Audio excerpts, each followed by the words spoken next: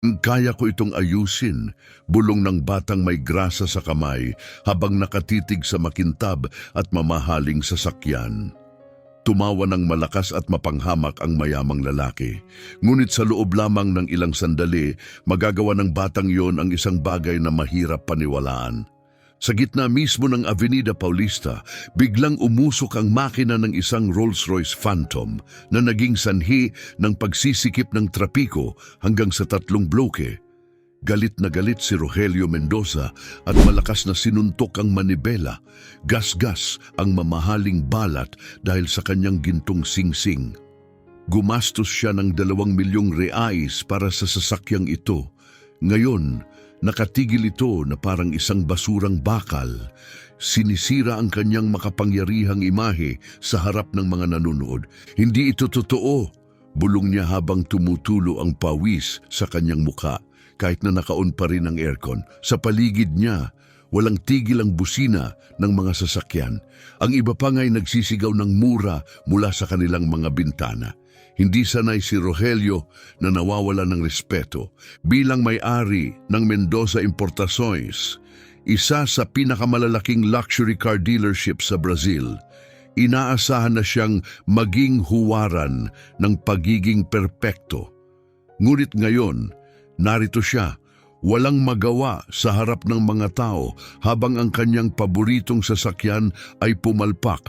Kinuha niya ang telepono at tinawagan ng opisyal na dealership. Kailangan ko ng tow truck agad. Nasira ang Phantom ko dito sa Paulista.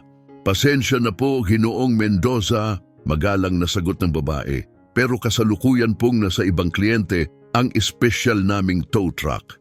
Maaaring abutin ng hanggang 2 oras bago makarating sa inyo. 2 oras? Seryoso ka ba? Hindi ako uupo dito na parang tanga ng ganun katagal. Nauunawaan ko po, sir, pero iyon po ang kasalukuyang oras ng paghihintay. Binaba ni Rogelio ang tawag, nagngangalit sa galit.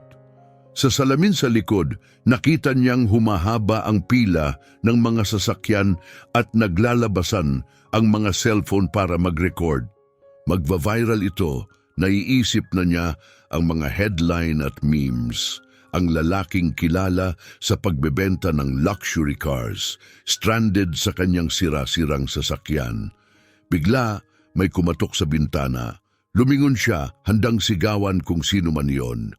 Ngunit sa halip, nakita niya ang isang batang lalaki. Mga 12 anyos lang, marumi at punit ang damit at may grasa ang balat. Magulo ang buhok, nakatakip sa maitim at seryosong mga mata, tila masyadong tutok para sa edad niya. Kailangan niyo po ng tulong? Tanong ng bata, maliit pero matatag ang boses. Bahagyang binaba ni Rogelio ang bintana upang makapagsalita. Umalis ka, bata, hindi ako tumatanggap ng limos.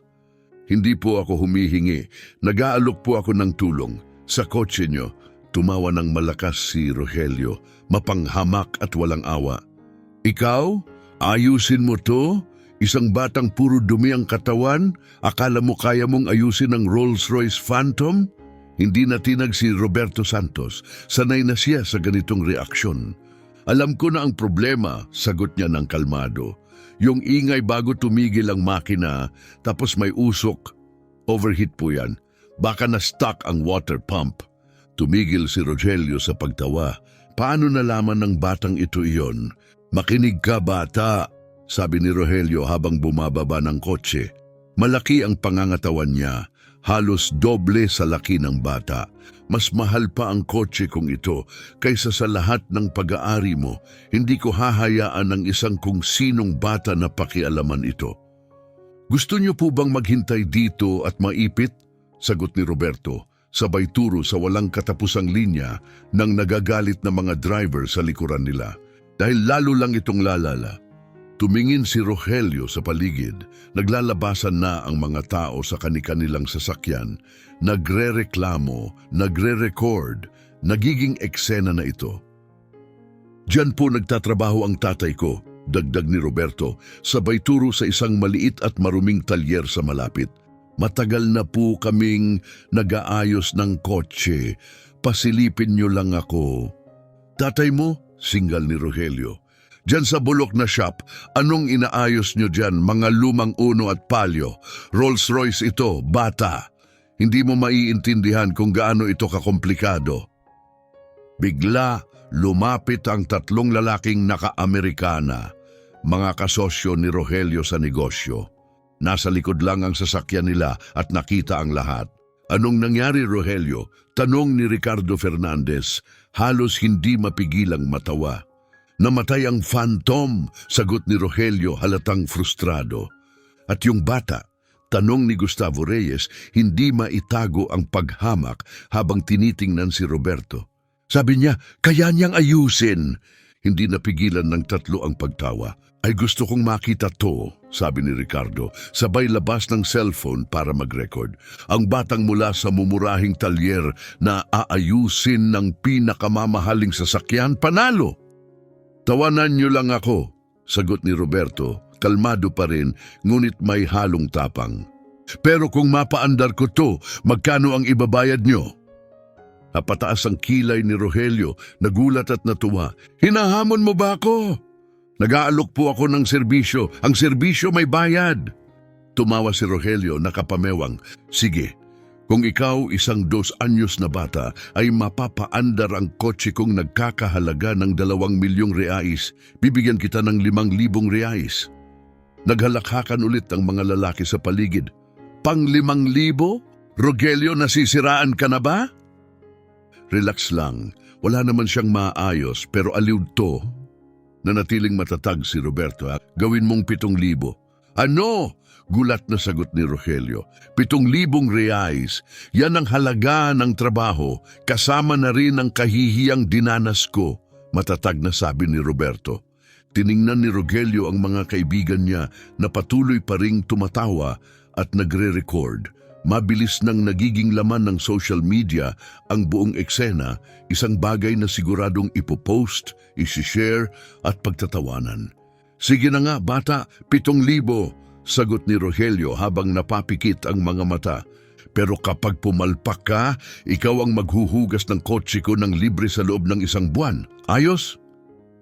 Agad na iniabot ni Roberto ang kamay niyang puno ng grasa, walang pag-atubili. Ayos. Tiningnan ni Rogelio ang maruming kamay nang may pagkasuklam pero tinanggap pa rin niya ito para na lang mapanatili ang kanyang imahe sa harap ng lahat. Simula na ang palabas, sarkastikong sabi ni Rogelio, sabay yuko na parang artista. Hindi na nag-aksaya ng oras si Roberto, tumakbo pabalik sa maliit na talyer at bumalik na may dalang toolbox na halos kasinlaki niya. Inilapag ito sa tabi ng Rolls Royce at mabilis na binuksan ang hood ng sasakyan. Totoong ginagawa niya, bulong ni Gustavo habang nagre-record gamit ang cellphone. Yumuko si Roberto sa makina na parang kabisado niya ang bawat bahagi nito. Bagaman maliit ang kanyang mga kamay, gumagalaw ito ng mabilis at tiyak. Tinanggal niya ang ilang hose, sinuri ang bawat bahagi, tinest ang iba't ibang components. Bawat kilos ay may kumpiyansa, walang pag-aalinlangan. Ito, sabi niya matapos ang ilang minuto, sabay turo sa isang bahagi ng makina. Nakalak ang water pump, gaya ng sinabi ko kanina. Lumapit si Rogelio, nanlalaki ang mga mata, tama nga ang bata. Madaling hulaan ang problema, sagot ni Rogelio, pilit pa ring pinapanatili ang kontrol. Iba ang mag-ayos niyan. Kaya panoorin mo na lang, sagot ni Roberto, kalmado pa rin. Ang sumunod ay nagpanganga sa lahat. Sa loob lang ng 15 minuto, tinanggal ni Roberto ang sira na water pump na parang sanay na sanay. Nilinis ang bawat parte, pinalitan ng isang maliit na pyesa mula sa kanyang toolbox at muling ibinalik ang lahat sa tamang lugar na may sukdulang eksaktong pagkakabit. Sobrang bilis ng kanyang kamay, mahirap ng sundan. Parang hindi ka panipaniwala, bulong ni Ricardo, wala na ang tawa sa kanyang muka. Bata lang siya, dagdag ni Gustavo, pero halatang alam niya ang ginagawa niya. Tahimik lang si Rogelio, pinagmamasdan ng bata habang may kakaibang damdaming bumalot sa kanya. Hindi ito paghanga, O yun ang pilit niyang pinaniniwalaan, kundi pagkalito, paanong ganito karaming alam ang isang bata tungkol sa ganitong klaseng sasakyan? Tapos na, sabi ni Roberto, sabay sara sa hood at punas ng kamay gamit ang lumang basahan. Sige na, paandarin mo. Paandarin? Tanong ni Rogelio, halatang hindi pa rin makapaniwala. Akala mo, paandarin mo na lang, Rogelio, singit ni Ricardo, sabik nang makita ang resulta. Malalaman na natin kung tunay siyang magaling o tsamba lang. Umupo si Rogelio sa driver's seat, mabilis ang tibok ng kanyang puso. Parte ng sarili niya, gusto niyang gumana ang kotse, pero may parte ring natatakot na gumana ito at hindi niya alam kung alin ang mas kinatatakutan niya. Ikinasa niya ang susi. Agad na umandar ang makina, maayos at tahimik, parang bagong bili. Panandaliang natahimik ang lahat. Maging ang mga driver na kanina pa bumubusina ay natigilan, gulat sa nasaksihan. Hindi ito posible, bulong ni Rogelio habang nakatitig sa dashboard. Lahat ng sistema gumagana ng perpekto. Maayos na isinara ni Roberto ang kanyang toolbox. 7,000 gaya ng usapan aniya, dahan-dahang lumabas si Rogelio sa sasakyan, tila tuliro. Ang mga kasamahan niya, bagamat patuloy pa rin ang pagre-record, ay hindi na tumatawa, nangisay sa katahimikan. Paano mo natutunan ng lahat ng to? Tanong ni Rogelio. Wala nang bahid ng pagmamataas ang boses. Tatay ko po ang nagturo sa akin, sagot ni Roberto. Simula 7 anyos pa lang ako, tumutulong na ako sa kanya. Nakaayos na ako ng mahigit 200 sasakyan.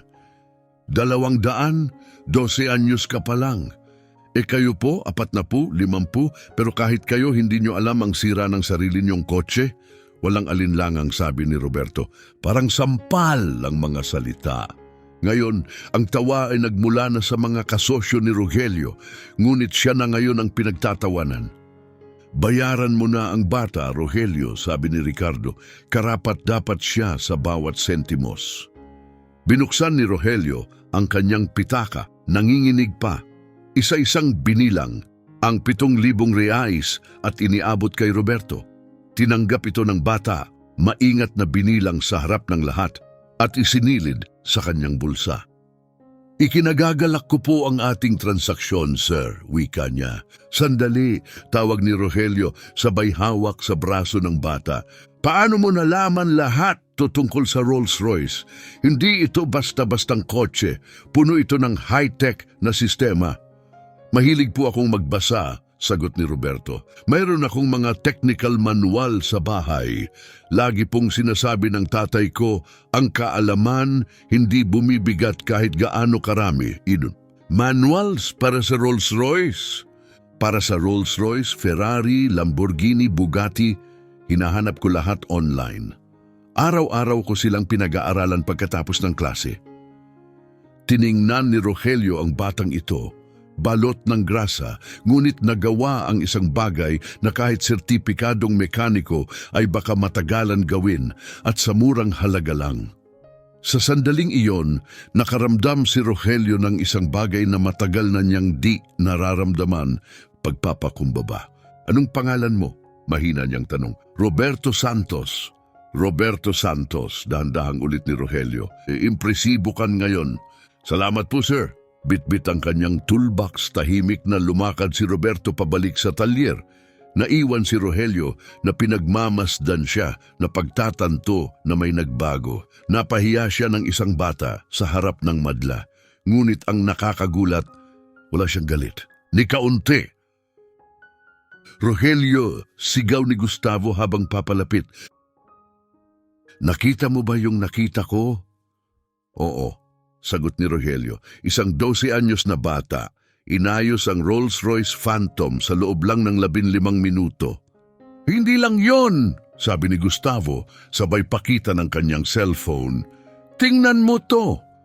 Sa screen, ang video ni Ricardo ay nagsimula ng mag-viral. Umabot na ito ng 15,000 views sa loob lang ng ilang minuto at mabilis na kumakalat. Pero ang nakakagulat ay hindi lang ang bilang ng views. Hindi na si Rogelio ang pinagtatawanan ng internet. May bago na silang hinahangaan, si Roberto. Ang bata viral na, sabi ni Ricardo habang patuloy sa pag-scroll sa mga lumalawak na komento. Tingnan mo to! Lumapit si Rogelio at binasa ang ilan.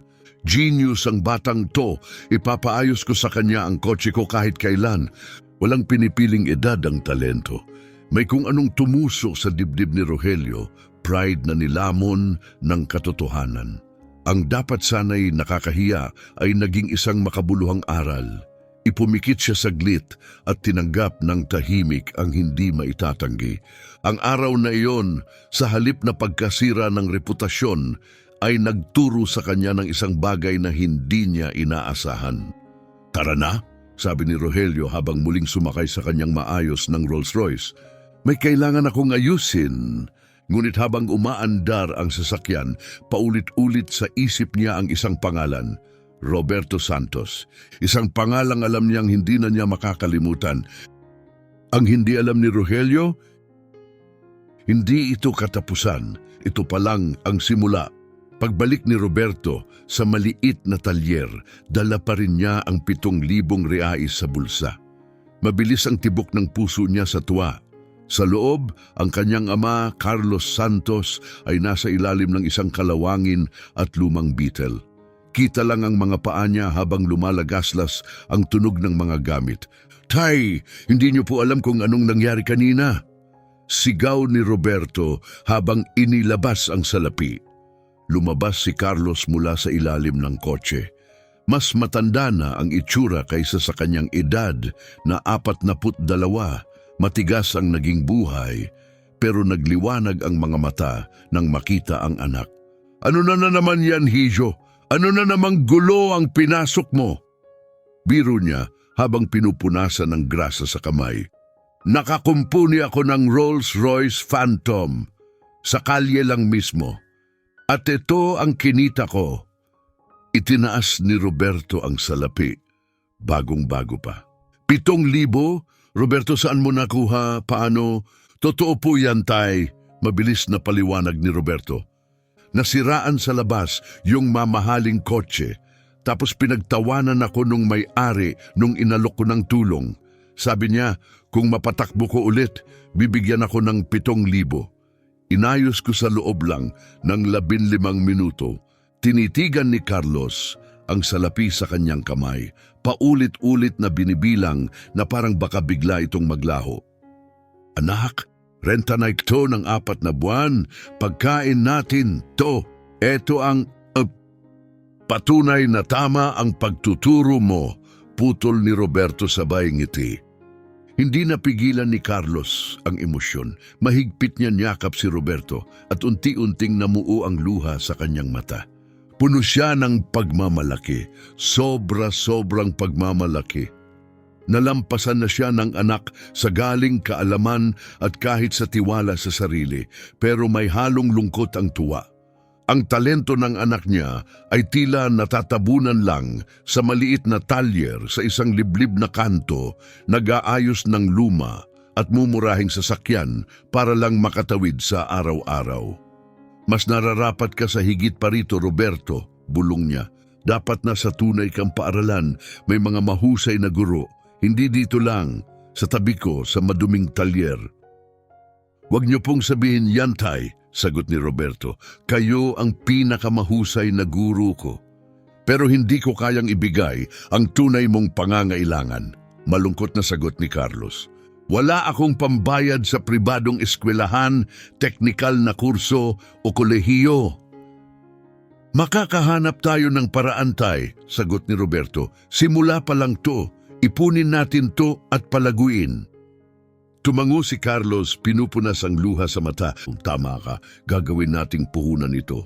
Sa mga oras na iyon, nakaupo si Rogelio Mendoza sa kanyang modernong opisina, pinapanood muli ang video. Umabot na ito ng mahigit 250,000 views at patuloy pang tumataas. Grabe to, wika ng isang boses sa pintuan. Ang anak niyang si Mariana Mendoza, 17 anyos, matalino, kumpiyansa at maganda, ay pumasok habang hawak ang cellphone. Pero sa mga nakaraang buwan, madalas na siyang sumasalungat sa ama. Tay, nakita nyo na to, di ba? Lagpas kalahating milyon na ang views. Nakita ko na, sagot ni Rogelio, kunwaring abala sa papeles. Nakakabilib, di ba? 12 anyos lang, pero inayos ang phantom sa kalye, parang wala lang. Siguro tsamba lang, ungol ni Rogelio. Baka nakita na niya yung ganyang sira dati. Tsamba? Idiniagnose niya lang sa pakikinig. Yan ang tinatawag na talento. Napabuntong hininga si Rogelio. Sa loob-loob niya, alam niyang tama ang anak. Pero mahirap aminin. Ang bata ay may isang bagay na hindi mabibili ng pera. Ano ngayon? Gusto mong bigyan ko siya ng medalya? Hindi, sagot ni Mariana. Gusto kong makita mong may talento sa harap mo. Tumulong ka, bigyan mo siya ng pagkakataon. Kung may tutulong sa kanya, mas bibilis ang pag-unlad niya. 12 anyos siya, Mariana. Hindi ko siya pwedeng i-hire ng legal. Pero pwede mo siyang suportahan, pwedeng bayaran ng kurso, tumulong ka para makapasok siya sa mas magandang paaralan. At bakit ko gagawin yan? Dahil kaya mo, matatag na sagot niya. Dahil mayaman ka na at dahil yan ang tama. Hindi sumagot si Rogelio, tinamaan siya, isang bagay na sanay gawin ng anak. Iisipin ko, sabi niya sa huli. Huwag mong patagalin, babala ni Mariana. Ang mga pagkakataon hindi naghihintay. Lumabas si Mariana, iniwan siyang nag-iisa. Muli niyang pinanood ang video, pero ngayon mas maingat na. Ang konsentrasyon ni Roberto, ang kumpiyansa, ang kaalaman, hindi ito tsamba. Sa gilid ng video, may nakita si Rogelio, isang maliit na signage sa background. Santos e Filho, General Mechanics. Santos e Filho, mahina niyang binanggit. Tunay nga palang mekaniko ang tatay niya? Dinampot niya ang telepono at tinawagan ng kanyang assistant. Leonardo, pakihanap nga yang Santos e Filho na talyer. Malapit yan sa Avenida Paulista. Hanapin mo lahat kung kailan nagsimula, sino ang may-ari, estado ng negosyo, may utang ba, lahat. Gusto ko ng buong ulat bukas ng umaga. Opo, sir. Binaba ni Rogelio ang tawag at muling tumingin sa screen. Umabot na sa 1 milyon ang views. At si Roberto Santos, isang internet star, nang hindi man lang siya nagsikap para doon. Sa kanilang simpleng tahanan, sabay na kumakain sina Carlos at Roberto, kanin at itlog lamang, sa mga plato na may bitak. Hindi tumitigil ang pag-vibrate ng cellphone ni Roberto. Anong nangyayari? Tanong ni Carlos. Pinulot ni Roberto ang telepono at nanlaki ang mga mata. Tay, umabot na sa 1 milyon ang views nung video. 1 milyon? Tingnan nyo tong mga komento, laganap na sa lahat. Binasa ni Carlos ang ilan, hindi makapaniwala. Mas magaling pa ang batang to kaysa sa karamihan ng lisensyadong mekaniko. Kung di siya suportahan ng Brazil, ibang bansa ang kukuha sa kanya. Dalisay na talento, sayang sa kahirapan. Siya lang ang papayagan kong humawak sa kotse ko simula ngayon. Napaupo si Carlos, tulala. Anak, totoo to, nakikita na ng mga tao kung anong kaya mong gawin. Maganda yan, di ba? Baka dumami ang trabaho sa shop. Papalapit na sana ang sagot ni Carlos nang may biglang kumatok sa pinto. Gabi na, lagpas 10:00 ng gabi, nang dahan-dahang buksan ni Carlos ang pinto, may halong pag-aalinlangan. Sa labas ay naroon ang isang babaeng nakabihis ng maayos, nasa early 40s siguro, hawak ang mikropono. Sa likod niya, may cameraman na inaayos ang ilaw. Magandang gabi po, bati ng babae na may ngiting magaan. Ako po si Patricia Mura ng TVC Daddy. Naghahanap kami kay Roberto Santos, ang batang nag-ayos ng Rolls Royce kanina.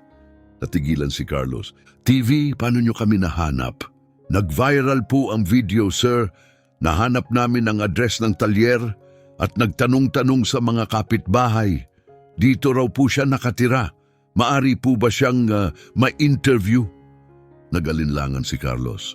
Menor de edad pa po siya. Ayos lang tay, ani Roberto mula sa likuran, kalmado at interesado. Gusto ko pong gawin ito. Nagulat si Patricia pero natuwa. Perfect. Mabilis lang po ito. Dito na lang po sa may pintuan natin gawin. Binuksan na nila ang kamera at nagsimula ang panayam. Nandito po tayo ngayon kasama si Roberto Santos, ani Patricia sa mikropono. 2 anyos lamang at viral ngayon matapos niyang ayusin ang isang luxury Rolls-Royce Phantom sa mismong Avenida Paulista. Roberto, paano mo natutunan ang ganitong klaseng kakayahan? Tumingin si Roberto sa kamera, may kumpiyansa at kalmadong ekspresyon. Tatay ko po ang nagturo sa akin nung bata pa ako. Siya ang pinakamagaling na mekanikong kilala ko. Habang nanonood mula sa gilid, napapaluha si Carlos. At paano mo naman naayos ang isang komplikadong sasakyan tulad nyon? Marami po akong pinag-aaralan, sagot ni Roberto. Nagbabasa ako ng mga repair manual, nanonood ng tutorials at araw-araw akong nag-e-ensayo. Ang bawat sasakyan ay isang makina. Kapag alam mo kung paano gumagalaw ang bawat bahagi, kaya mo itong ayusin. Gusto mo bang sundan ang landas na ito paglaki mo? Oo po. Gusto kong mag-aral ng mechanical engineering, magtayo ng sarili kong kumpanya. Pero una sa lahat, gusto ko munang tulungan si tatay palakihin ang talyer namin. At anong gusto mong sabihin sa mga nanonood ngayon? Saglit na nag-isip si Roberto tapos ay nagsalita. Ang talento hindi base sa pera o mamahaling paaralan. Base ito sa dedikasyon. Yan ang palaging sinasabi ni tatay. Wala siyang marangyang buhay, pero puno siya ng karunungan. 5 minuto lang ang interview, pero nang ipinalabas ito sa nightly news, sumabog ang reaksyon. Hindi lang galing ni Roberto ang humanga sa mga manonood, kundi ang kwento niya, ang puso niya, at ang matibay na ugnayan nila ng kanyang ama. Sa isang malawak at tahimik na sala, mag-isa si Rogelio Mendoza habang pinapanood ang panayam. Wala siyang pinalampas. Nakita niya kung paanong buong pagmamalaki nagsalita si Roberto tungkol sa ama, kung paano kumikislap ang mata nito sa bawat sagot. At may naramdaman si Rogelio, isang kakaibang halo ng paghanga, lungkot at inggit. Matagal na siyang walang nararamdaman. Ang kanyang anak na si Manuel ay namatay sa isang aksidente sa kotse 5 taon na ang nakalipas, kaedad noon ni Roberto. Mula noon inilibing niya ang sarili sa trabaho. Lumago ang kayamanan, mas marami kaysa kayang gastusin sa isang buhay, pero kapalit nito may nawala. Tumigas ang puso niya. Si Mariana, ang natitirang anak niya, ay unti-unti na ring lumalayo. Tay, napanood niyo ba yung interview? Tanong ni Mariana habang pumapasok sa silid. Oo, sagot niya. At ano? Wala ka bang naramdaman? Wala ka bang gustong gawin para sa kanya? Hindi agad sumagot si Rogelio. Nakatingin lang siya sa TV, walang ekspresyon. Ano bang inaasahan mong gawin ko, Mariana? Hindi ko alam ng eksakto, pero may kapangyarihan kang tumulong. May pera ka, koneksyon, impluensya. Ang batang yan may totoong talento. Napakunot ang noo ni Rogelio. So gusto mong kunin ko siyang partner? Isang batang mekaniko? Hindi dahil kailangan mo siya, kundi dahil kailangan ka niya. At bakit ko nga ba gagawin yan? Tiningnan siya ni Mariana, may lungkot sa mga mata. Dahil dati, hindi ka naman ganyan. Bago ka naging malamig at hindi maramdaman, mabuti kang tao. Nung buhay pa si Manuel, sinabi mong gusto mong mag-iwan ng legacy. Gusto mong magbago ng buhay. Parang sampalang pangalan ni Manuel. Huwag mong banggitin si Manuel. Kailangan siyang banggitin. Sa palagay mo, ipagmamalaki niya ang taong naging ikaw ngayon. May lahat ka, pero wala kang binibigay. Tama na, lumabas ka. Matalim ang tinig ni Rogelio. Hindi, kailangan mo tong marinig. Ang batang yon kasing edad ni Manuel nung nawala siya. May galing siya, may pangarap, may kinabukasan, at ikaw ang makakatulong sa kanya para marating yon. Lumabas ka! Sigaw ni Rogelio. Nanginginig ang boses. Napaluha si Mariana habang umaatras. Hindi ka na maramdaman, bulong niya, sabay takbo palabas ng silid. Nanatiling nakatayo si Rogelio, nanginginig hindi lang sa galit, kundi sa kirot na matagal na niyang tinatanggihan. Galit siya sa pagbanggit ng pangalan ni Manuel, galit siyang makaramdam. Nang gabing iyon nakatulog si Rogelio sa wakas, ngunit hindi mapayapa, at nanaginip siya. Sa panaginip, buhay si Manuel, nakangiti, tumatawa, naglalaro ng mga toy cars sa sahig. At sa tabi niya, si Roberto. Magkasama ang dalawang bata at si Roberto ay tinuturuan si Manuel kung paano gumagana ang mga toy engine, isa-isa ang paliwanag sa bawat bahagi. "Tay," tanong ni Manuel habang nakatingin sa kanya, "kaibigan ko si Roberto, tutulungan mo siya, di ba?" Nagising si Rogelio na parang binuhusan ng malamig na tubig. Pawis na pawis, mabilis ang tibok ng puso, 3:00 na ng madaling araw. Kinuha niya ang cellphone at binuksan ang report na ipinadala ni Leonardo. Workshop Report, Santos Efilio. Itinatag, 15 taon na ang nakalipas. May-ari, Carlos Eduardo Santos, 42, katayuang sibil, Balo. Asawa, pumanaw 3 taon na ang nakalipas dahil sa sakit. Kasalukuyang estado, maliit na pamilya-run auto shop, mababa ang kita, limitadong resources.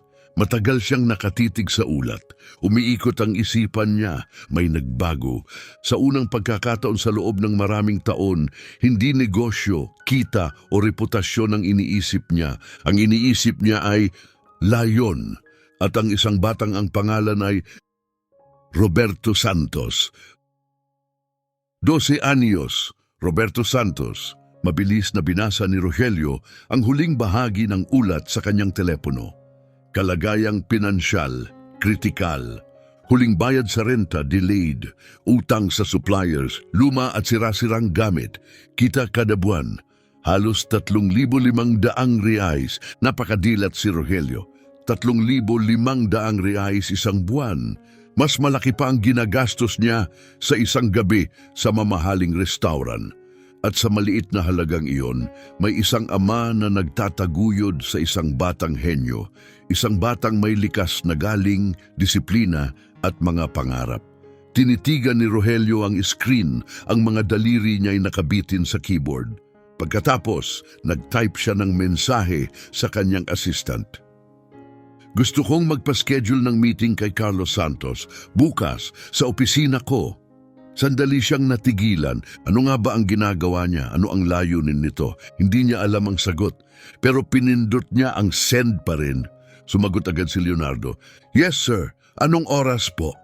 "Tanghali." At Leonardo, "Sir, maging magalang ka sa pagtawag. Hindi ito utos. Isa itong imbitasyon." "Nauunawaan ko po, sir." Ibinaba ni Rogelio ang telepono at tumingin sa kisame. Sa unang pagkakataon sa loob ng 5 taon, pakiramdam niya ay may desisyon siyang gagawin na tunay na mahalaga. Hindi niya alam kung saan ito hahantong, pero ramdam niyang tama ito. Kinabukasan ng umaga, abala si Carlos Santos sa pag-aayos ng mga gamit sa talyer nang biglang tumunog ang kanyang cellphone. Hindi pamilyar ang numero. "Hello?" May magalang na tinig sa kabilang linya. "Ginong Carlos Santos, magandang umaga po. Ako po si Leonardo Andrade, personal assistant ni Ginoong Rogelio Mendoza." Halos tumigil ang tibok ng puso ni Carlos. "Yung may-ari ng Rolls-Royce?" "Tama po, nais po sana niya kayong imbitahan sa isang pagpupulong ngayong tanghali sa kanyang opisina. Maaari po ba kayong dumalo?" "Meeting tungkol saan?" "Tungkol po sa inyong anak at sa mga posibleng oportunidad." Tumingin si Carlos kay Roberto na kasalukuyang naglilinis ng mga wrench. "Oportunidad?" "Opo, sir. Labis na humanga si Mr. Mendoza sa talento ni Roberto at nais po niya kayong makausap. Maari ko na po bang i-confirm ang inyong pagdalo?" Nagalinlangan si Carlos. Maaari ba niyang pagkatiwalaan ito? Pero may kung anong sinseridad sa boses ni Leonardo. Hindi ito tila pangkaraniwang business call. "Sige, anong eksaktong address?" Ibinigay ni Leonardo ang detalye. Isinulat ito ni Carlos habang nanginginig ang kamay. "Sino po yun, tay?" tanong ni Roberto. Tinitigan siya ni Carlos, hindi pa rin makapaniwala. Yung may-ari ng Rolls-Royce gusto tayong makausap. Tungkol saan? Hindi ko alam anak, pero mukhang malalaman na natin.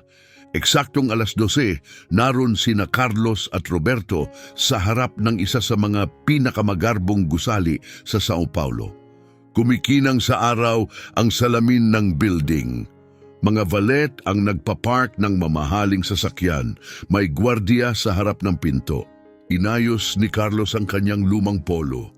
Si Roberto kahit ilang beses nang nagsabon, may mantsa pa rin ng grasa sa kamay. Tay, parang hindi tayo bagay dito, mahina ni Roberto. Ako rin, anak, sagot ni Carlos. Pero nandito na tayo, ituloy na natin. Pagsapit nila sa entrance, hinarang sila ng gwardiya. Ano pong maitutulong ko? May appointment po kami kay Mr. Rogelio Mendoza, sagot ni Carlos. Sinuri ng gwardiya ang listahan, tumango. Ika-4 na pong palapag, nasa kanan po ang elevator. Sa loob ng elevator na salamin ng dingding, nakita nila ang kanilang refleksyon, 2 taong simple, masipag at halatang hindi kabilang sa mundo ng mga kurbata at mamahaling sapatos. Pero naroon sila, pagbukas ng pinto, masayang sinalubong sila ni Leonardo. Mr. Carlos, Roberto, maligayang pagdating. Dito po tayo. Dinala sila sa isang malawak na conference room na may tanawing sumasakop sa buong lungsod. Naroon si Rogelio, nakaharap sa bintana, pinagmamasdan ng Sao Paulo. Mr. Mendoza, nandito na po ang inyong mga bisita, anunsyo ni Leonardo. Dahan-dahang humarap si Rogelio, inasahan ni Carlos ang kayabangan, ang dating lalaking tumawa sa kanyang anak. Pero sa halip, nakita niya ang respeto. Mr. Carlos, Roberto, salamat sa pagpunta, ani Rogelio, sabay turo sa 2 upuan. Maupo po kayo, marami tayong kailangang pag-usapan. Hindi nila alam, ang usapang ito ang magbabago ng kanilang buhay. Malawak ang silid, pero mas mabigat ang katahimikan. Inilapit ni Carlos ang upuan para kay Roberto bago siya umupo. Pawis ang palad niya. Hindi sila sanay sa ganitong lugar. Ang mesa, gawa sa solidong kahoy, kumikislap sa ilalim ng malalambot na ilaw. Ang mga painting sa pader, malamang mas mahal pa kaysa sa buong talyer nila. Sa likod ng salamin, sumasaklaw ang Sao Paulo. Paalala ng layo ng mundo nila sa mundo ni Rogelio. Wala munang sinabi si Rogelio, tiningnan lang niya sila ng totoong tingin.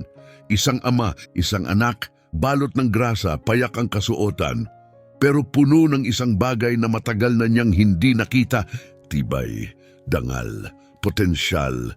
Huminga siya ng malalim at pagkatapos, nagsimula siya. Nakasuot pa rin sina Carlos at Roberto ng parehong kasuotan tulad ng araw, bago, payak na mga damit, malinis ngunit kupas sa tagal ng gamit.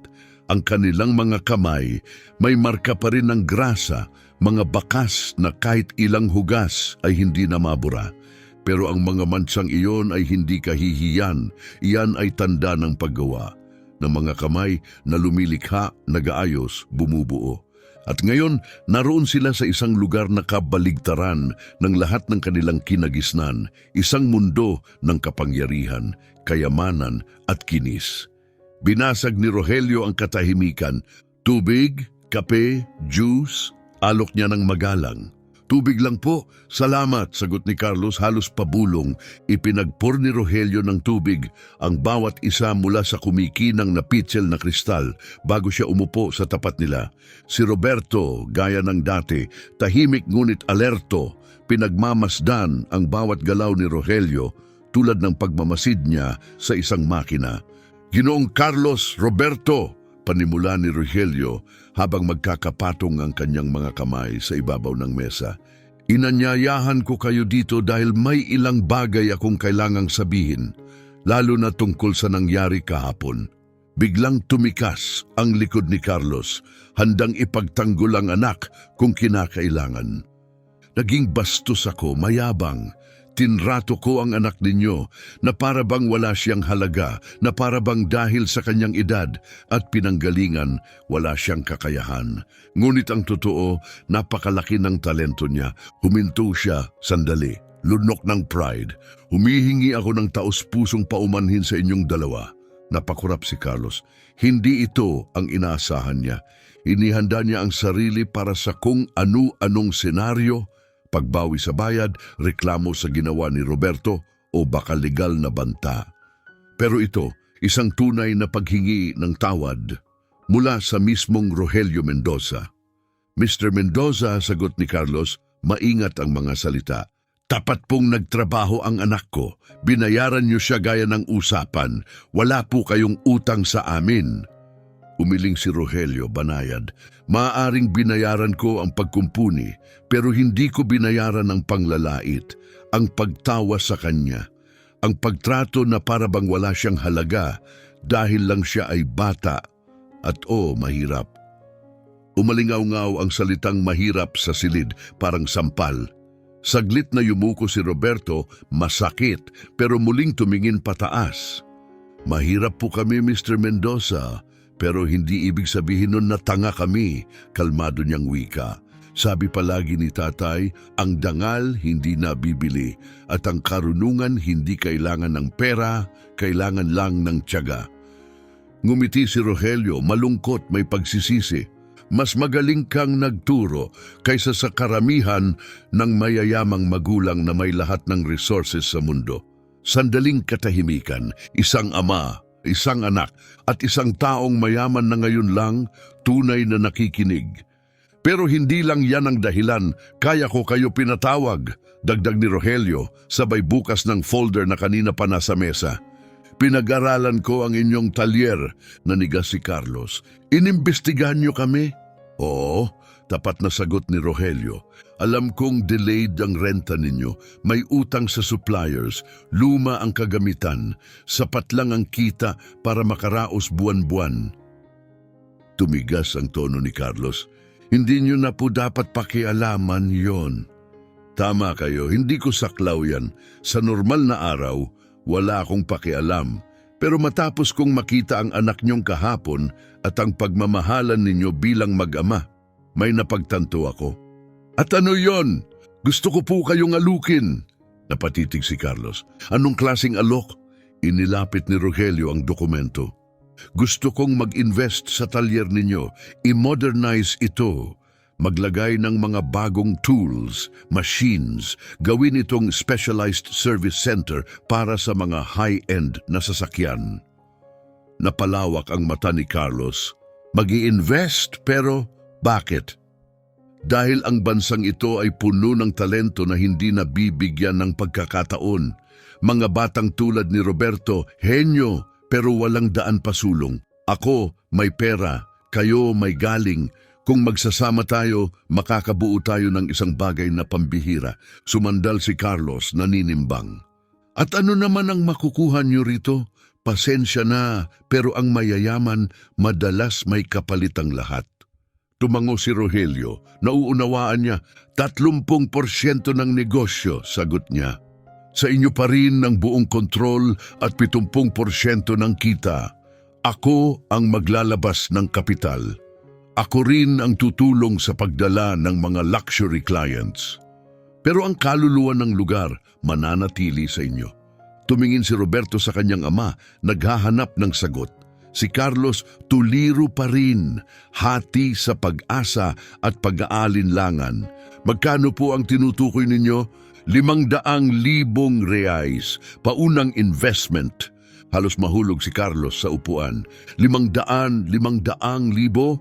Pangsimula pa lang, paliwanag ni Rogelio, para sa bagong kagamitan, buong renovasyon, certified training para sa inyong dalawa, marketing, bagong pangalan. Gusto kong gawing Santos & Son ang pamantayan ng luxury car service sa São Paulo. Huling nagsalita si Roberto, mas malakas ngayon. Mr. Mendoza, bakit niyo ginagawa to? Kahapon po, tinawag niyo kaming fifth-rate garage. Yumuko si Rogelio, halatang mabigat ang loob. May mga bagay akong nasabi kahapon na labis kong pinagsisisihan. Mga salitang, kung narinig ng anak kong si Manuel, malamang ikakahiya niya ako. Muling natahimik ang silid. Pero ngayon, ibang katahimikan iyon. Hindi tensyon, kundi katotohanan. May lungkot sa tinig ni Rogelio. At higit sa lahat, may sinseridad. Anak mo?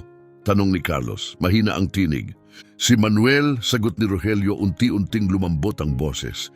Namatay siya 5 taon na ang nakalilipas sa isang aksidente sa kotse. 12 siya noon, pareho ng edad ni Roberto. Tahimik ang buong silid, isang katahimikan na mabigat at malalim. Sumikip ang dibdib ni Carlos. Alam niya ang sakit ng pagkawala. Ang kanyang asawa ay pumanaw 3 taon na ang nakalilipas. Simula noon, nakatira na sa kanilang bahay. Ang lungkot. Nakikiramay po ako, sabi ni Carlos taos puso. Salamat, sagot ni Rogelio, huminga ng malalim bago nagpatuloy. Mahilig si Manuel sa kotse. Oras ang ginugugol niya sa panunood ng mga video tungkol sa makina, kinakalikot ang mga laruan para malaman kung paano gumagana. Pangarap niyang maging mechanical engineer.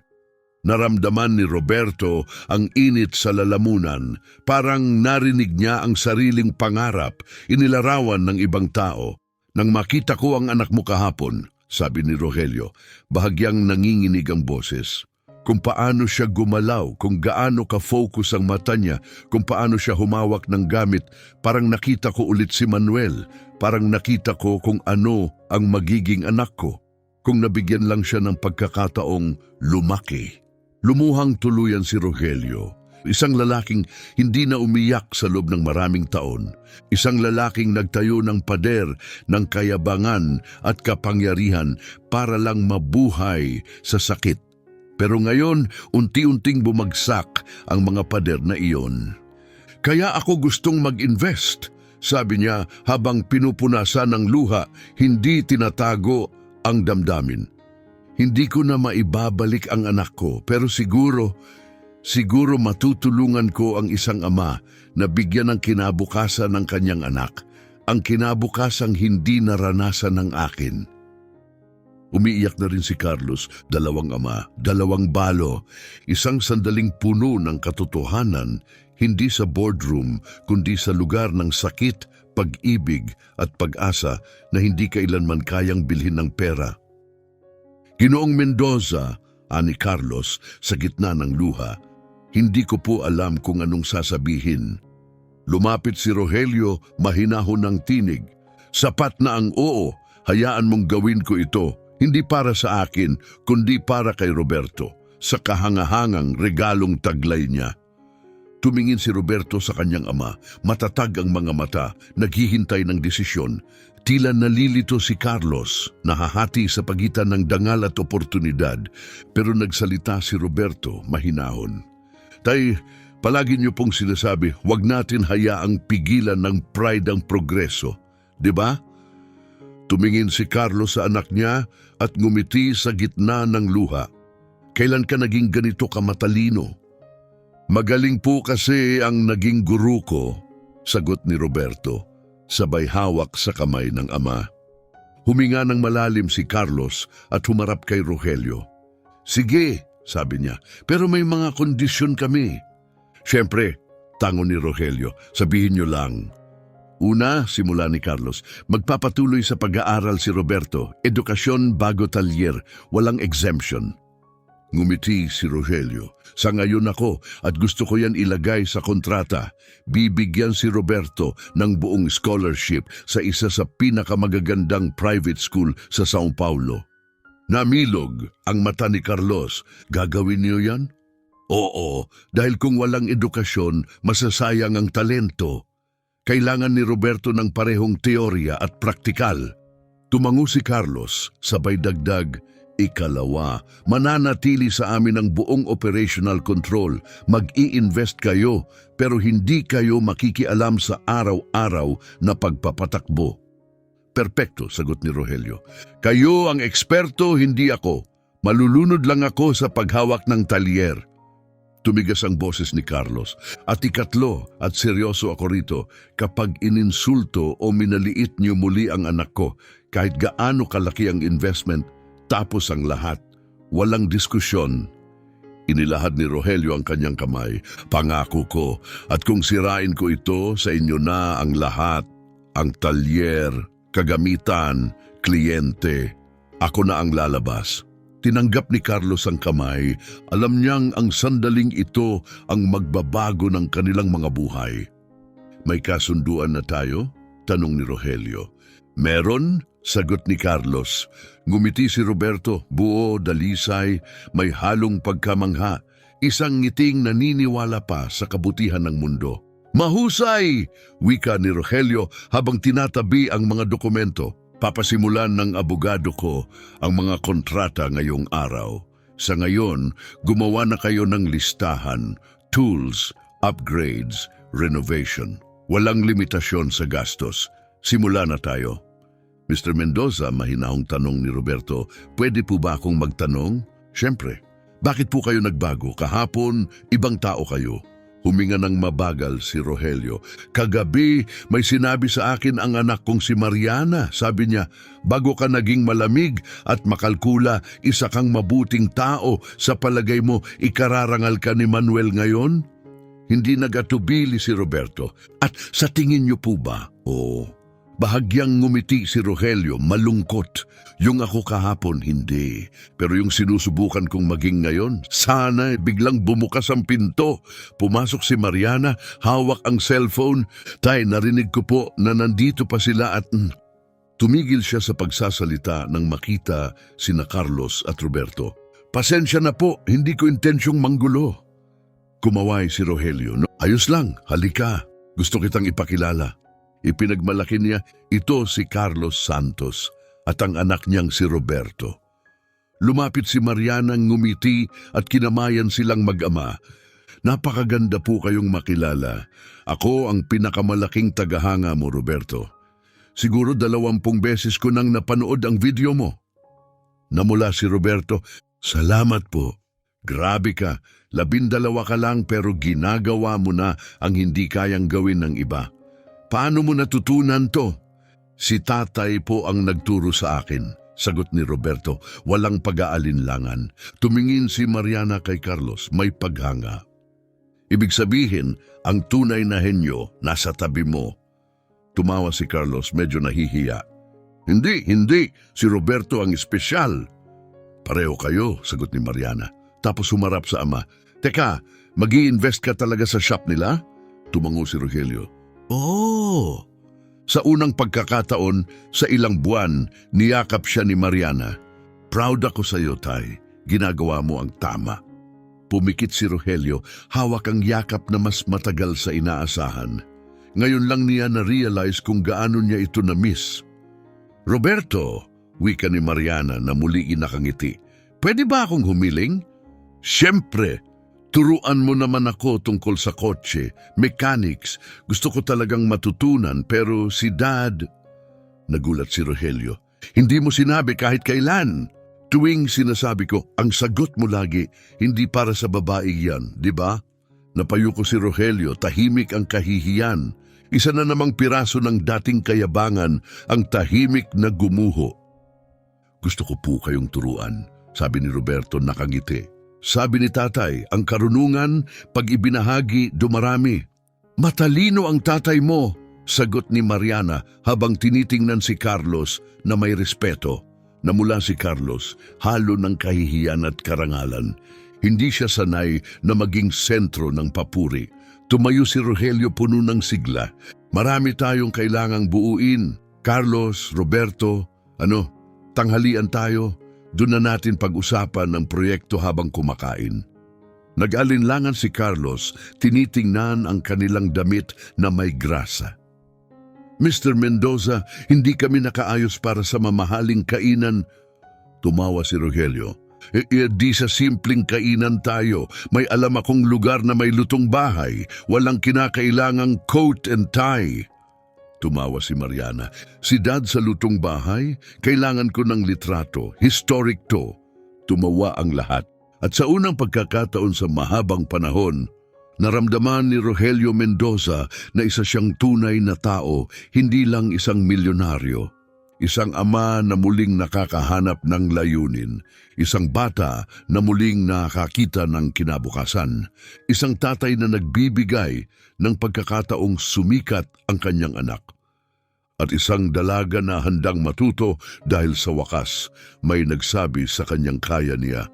Isang bilyonaryo, ang matapang niyang anak na babae, isang simpleng mekaniko at isang batang henyo na may grasang bakas sa mga kamay. Para sa mga opisinang nakatingin sa kanila habang dumadaan, 4 lang silang tao. Pero para sa bawat isa sa kanila, ito ay simula ng isang bagay na magbabago ng lahat. Sa isang simpleng karinderya na si Rogelio mismo ang pumili sa ikinagulat ng lahat. Nakaupo silang 4 sa isang plastic na mesa at umorder ng pangkaraniwang lutong bahay na ulam. Walang tablecloth, walang waiter na nakasuot ng coat, walang gourmet, totoong pagkain lang at mga taong bukas ang puso. Habang hinihintay ang pagkain, napunta ang usapan sa hinaharap. Gaano katagal ang renovasyon? Tanong ni Carlos. Kung maayos ang team, sagot ni Rogelio habang nag-iisip. Mga 3 buwan. Pero hati-hatiin natin para hindi na kailangang magsara habang ginagawa. 3 buwan at mababago ang lahat, ulit ni Carlos. Tila kinukumbinsi ang sarili. Rogelio tumingin kay Roberto. Ikaw naman, napag-isipan mo na ba kung saang eskwelahan mo gustong mag-aral? Eskwelahan, gulat ni Roberto. O ang scholarship na nabanggit ko, pwede kang pumili ng kahit anong private school sa Sao Paulo. Tumingin si Roberto sa ama na tumango ng may ngiti. Pangarap ko po talagang pumasok sa Colegio Banderantes. Malakas sila sa science, may robotics lab pa. Magandang choice, sabat ni Mariana. May mga kaibigan ako doon, bagay ka doon. Ayos, settled na, ani Rogelio. Sa Lunes, tatawagan ko sila para ayusin ang enrollment mo. Dumating na ang pagkain, mainit na kanin, beans, karne at salad. Habang kumakain, nagpatuloy ang usapan tungkol sa kotse, ideya, buhay at mga pangarap. At napagtanto ni Rogelio, hindi na niya maalala kung kailan huling naging ganito kasimple at kasaya ang isang pagkain. Walang pagpapanggap, walang pagpe-perform. Tao lang, connection lang. Sa kalagitnaan ng pagkain, tumingala si Roberto mula sa kanyang plato. Mr. Mendoza, Rogelio, pwede po ba akong magtanong? Kahit ano, sagot ni Rogelio na may ngiti. Sa totoo lang po, naniniwala po ba kayong kaya kong maging dakila na makagawa ng tunay na pagbabago? Inilapag ni Rogelio ang kanyang tinidor at tumingin ng diretso sa mata ng bata. Roberto, nakilala ko na ang maraming engineer, technician at expert sa larangan ng sasakyan. Pero ni minsan, wala pa akong nakilala na may likas na talento gaya mo. Kung magpapatuloy ka, mag-aaral, magsasanay, lalago, wala akong duda. Babaguhin mo ang industriyang ito. Nagliwanag ang mga mata ni Roberto.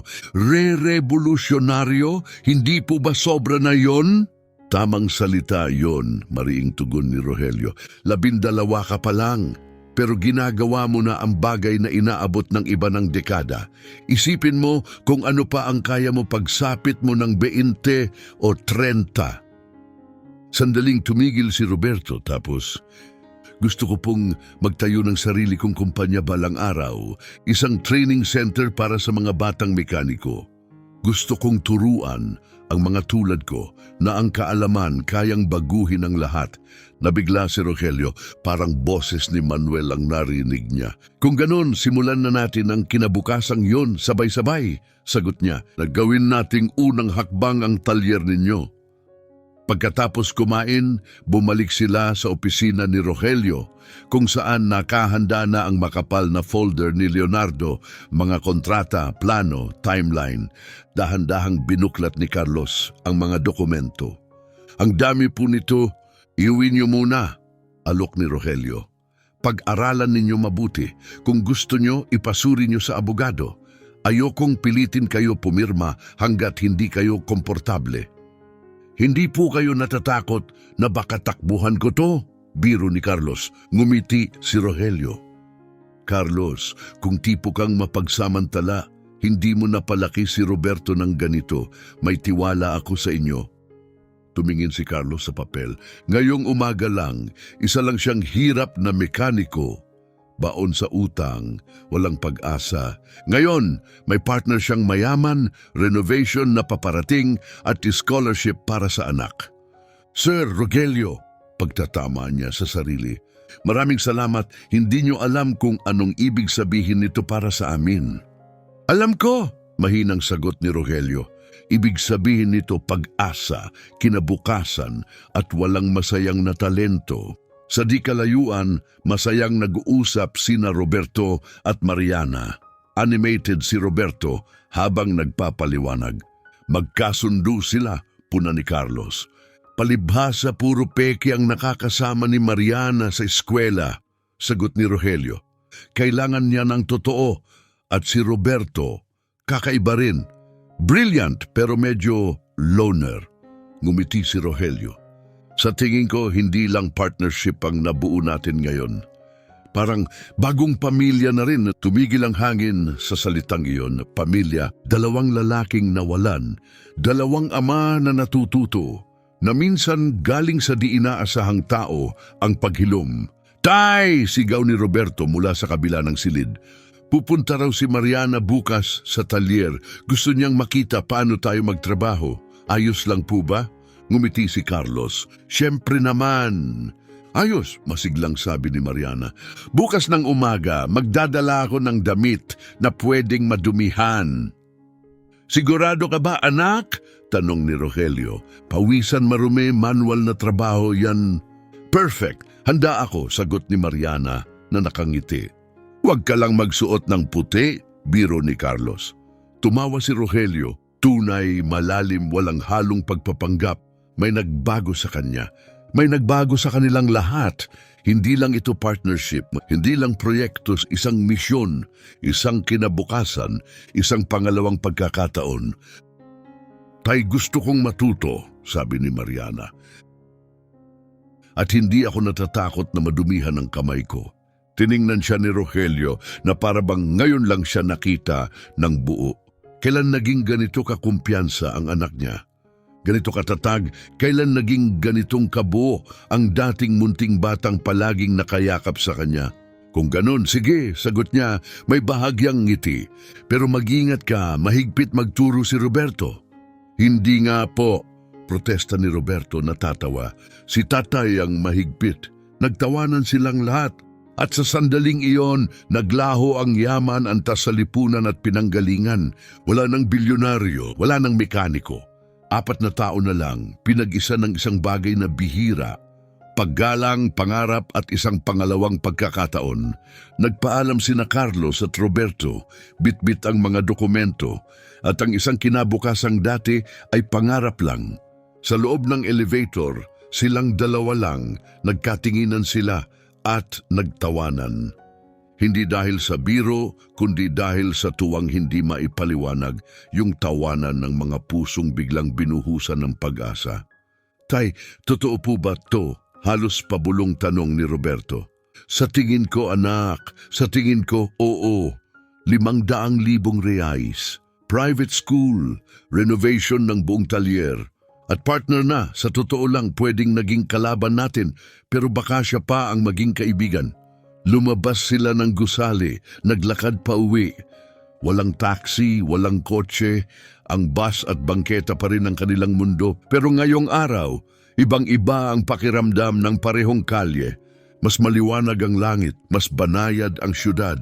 At ang dating pangarap na parang malabo, ngayon ay abot kamay na. Sa opisina, nakatayo si Rogelio sa harap ng bintana. Pinagmamasdan sina Carlos at Roberto habang papalayo. Lumapit si Mariana. Tay, gumawa ka ng kabutihan ngayong araw, sabi niya. Sana nga, mahina ang sagot ni Rogelio. Hindi sana, totoo yun. Nakita ko nung kinausap mo sila. Buhay ka ulit, tay. Saglit siyang tumigil. Buhay na matagal nang nawala mula ng huwag. Bulong ni Rogelio. Huwag mong tapusin ang pangungusap. Kailangan tay, sagot ni Mariana, banayad. Mula nang mamatay si Manuel, nabuhay ka lang para sa negosyo. Gumawa ka ng pera, nagtayo ka ng pader, pero hindi ka na talaga nabuhay. Ngayon, nabuhay ka ulit. Yumakap si Rogelio sa anak. Hinayaan niyang dumaloy ang luha, walang hiya. Salamat, bulong niya, sa hindi pagsuko sa akin. Hindi ko po kayo susukuan. Kailangan niyo lang maalala kung sino kayo dati. Habang magamay magkayakap sa itaas ng lungsod, sina Carlos at Roberto ay bumalik na sa kanilang maliit at magulong talyer. Pareho pa rin ang basag na sahig. Pareho pa rin ang lumang gamit. Pareho pa rin ang matitigas na mansa ng grasa, pero ibang-iba na ang pakiramdam. Tay, sabi ni Roberto habang inilalapag ang mga dokumento sa mesa. Sa tingin niyo po, totoo ang sinasabi ni Rogelio? Tumingin si Carlos, matatag. Anak ang lalaking umiiyak para sa anak na nawala. Hindi nagsisinungaling tungkol sa pangalawang pagkakataon. Oo, totoo siya. So, sa tingin niyo po talaga magbabago ang buhay natin? Inilagay ni Carlos ang mga kamay niya sa balikat ng anak. Anak, na bago na ang buhay natin. Nung lumapit ka at nagboluntaryo, ayusin yung kotse. Nung pinatunayan mong may halaga ka, doon nagsimula ang lahat. Lahat ng ito, bunga ng tapang mo. Mahigpit na niyakap ni Roberto ang ama. At sa unang pagkakataon sa kanyang buhay, lubos siyang naniwala. Pwedeng matupad ang mga pangarap. Hindi nila alam na may mga pagsubok pang darating. Inggit, sabotahe, paninira. Pero ngayon, sa mismong sandaling ito, sa loob ng mumunting talyer na yon, walang makapipigil sa kanila. 7:30 ng umaga, Sabado, nang dumating si Mariana Mendoza sa Santos and Son. Nakasuot siya ng faded jeans, simpleng t-shirt at nakatali ang buhok. May dala siyang backpack, malamang ito na ang pinakasimpleng kasuotan niya. Nasa kalagitnaan na ng trabaho sina Carlos at Roberto. 6:00 pa lang, gising na sila. Magandang umaga, bati ni Mariana, nakatayo sa bungad, medyo nahihiya. Lumabas si Roberto mula sa ilalim ng isang lumang gol, pinupunasan ng kamay. Mariana, dumating ka nga. Siyempre, sabi ko di ba? Lumapit si Carlos, pinupunasan din ang kamay. Magandang umaga, Mariana. Alam ba ng tatay mo na nandito ka? Oo, actually, pinadala pa niya to. Inilabas niya mula sa backpack ang isang insulated bag. Almusal, sabi niya malamang hindi pa kayo kumakain kasi maaga kayong nagsimula. Binuksan ni Carlos ang bag, saglit siyang natahimik.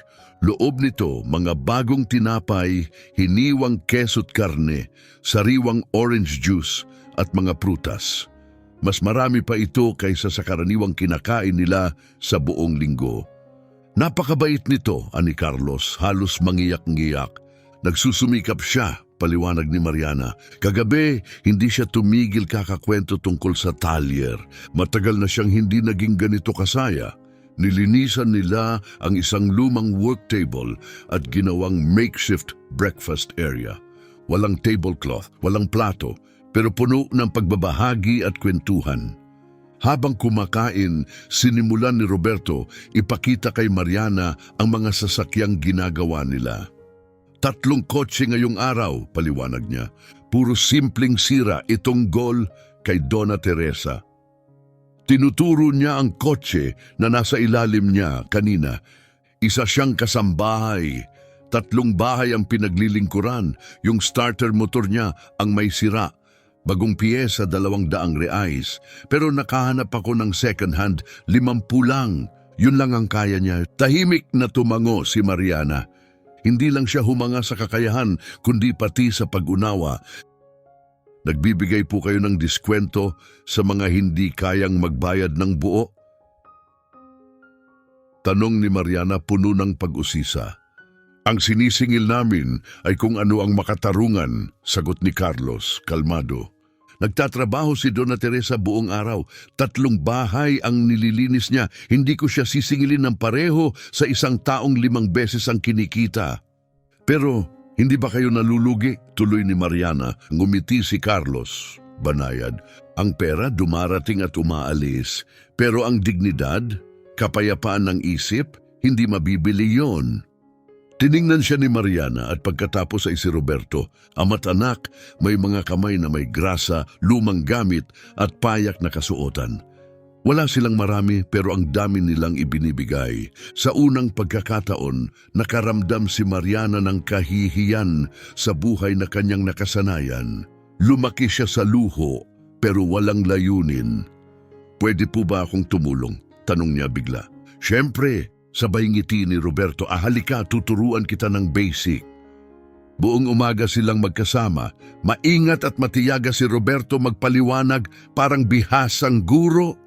Ipinakita niya kung paano kilalanin ang mga tools, ano ang gamit ng bawat isa, at pinahawak si Mariana ng mga simpleng gawain. At si Mariana walang arte. Sa loob lamang ng 2 oras, balot na siya ng grasa, pawis, at higit sa lahat ng mga ngiti. Grabe to, sabi niya habang nagpupunas ng noo matapos magpalit ng langis.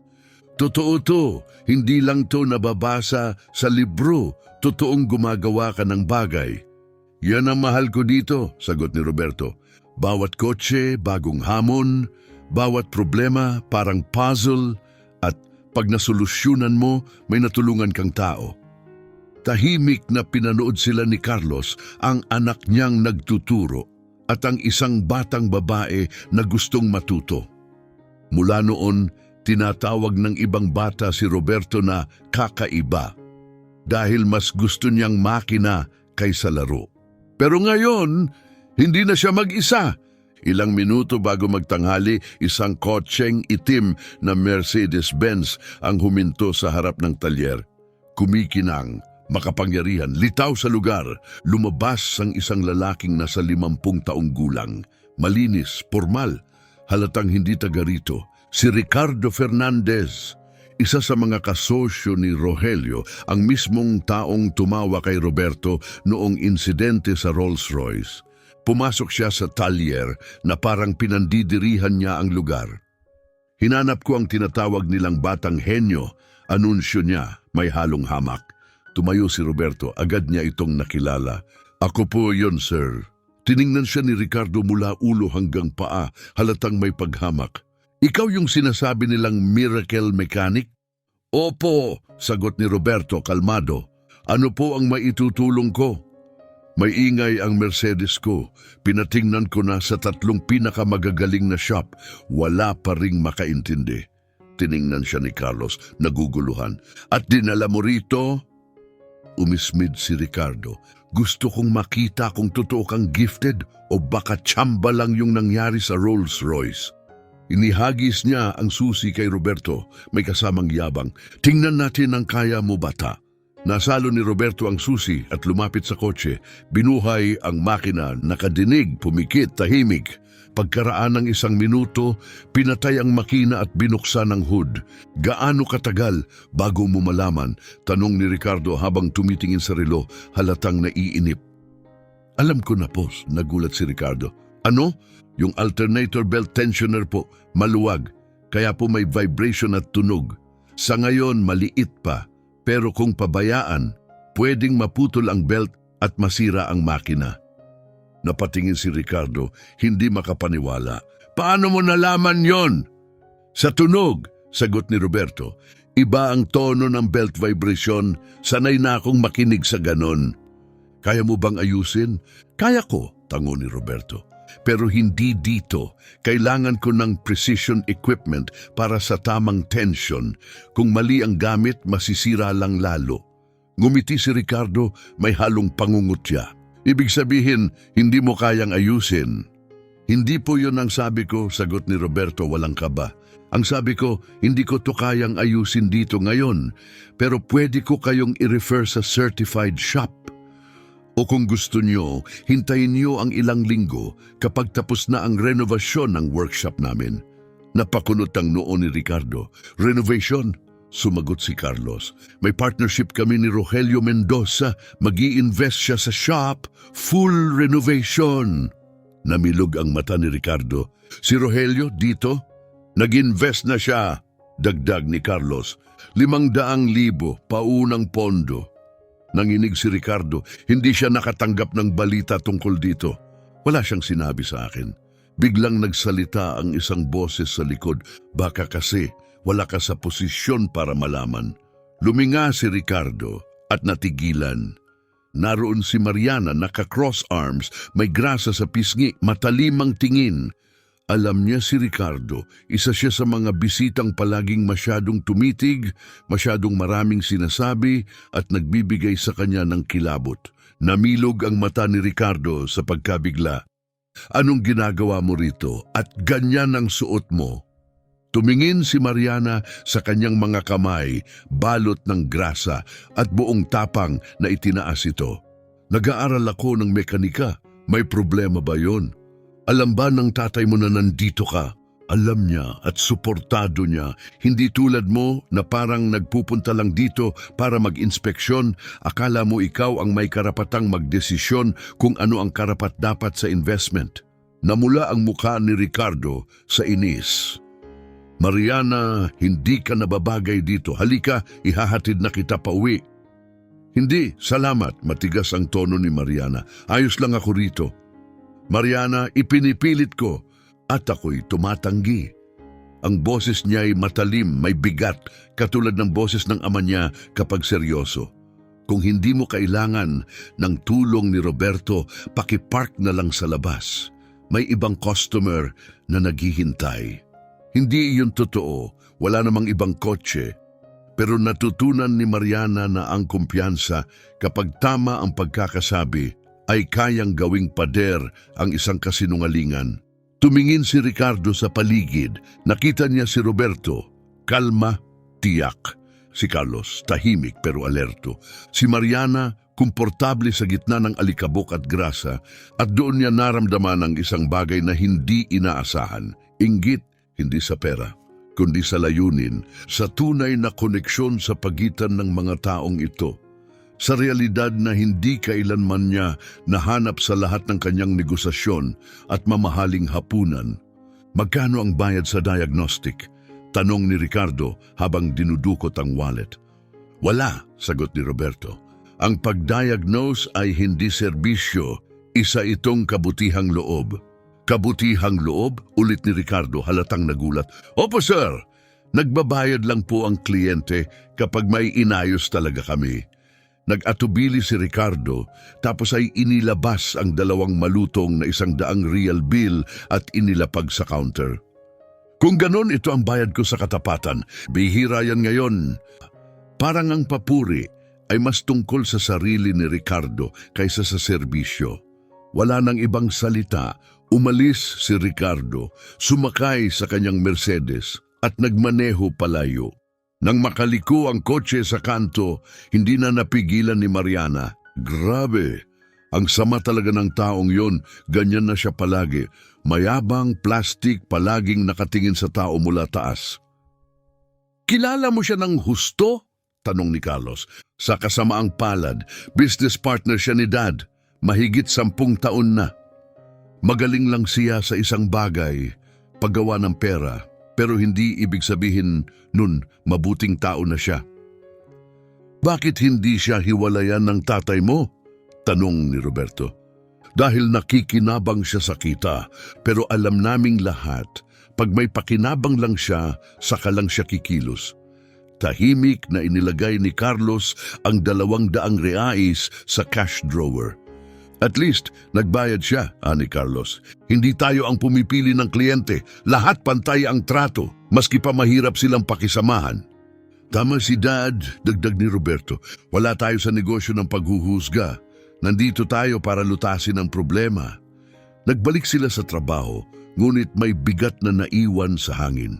Ang pagbisita ni Ricardo ay hindi lang nag-iwan ng grasa, nag-iwan din ito ng babala, lalo na kay Mariana na alam sa sarili na ang isang tulad ni Ricardo hindi gagalaw ng walang tinatagong pakay.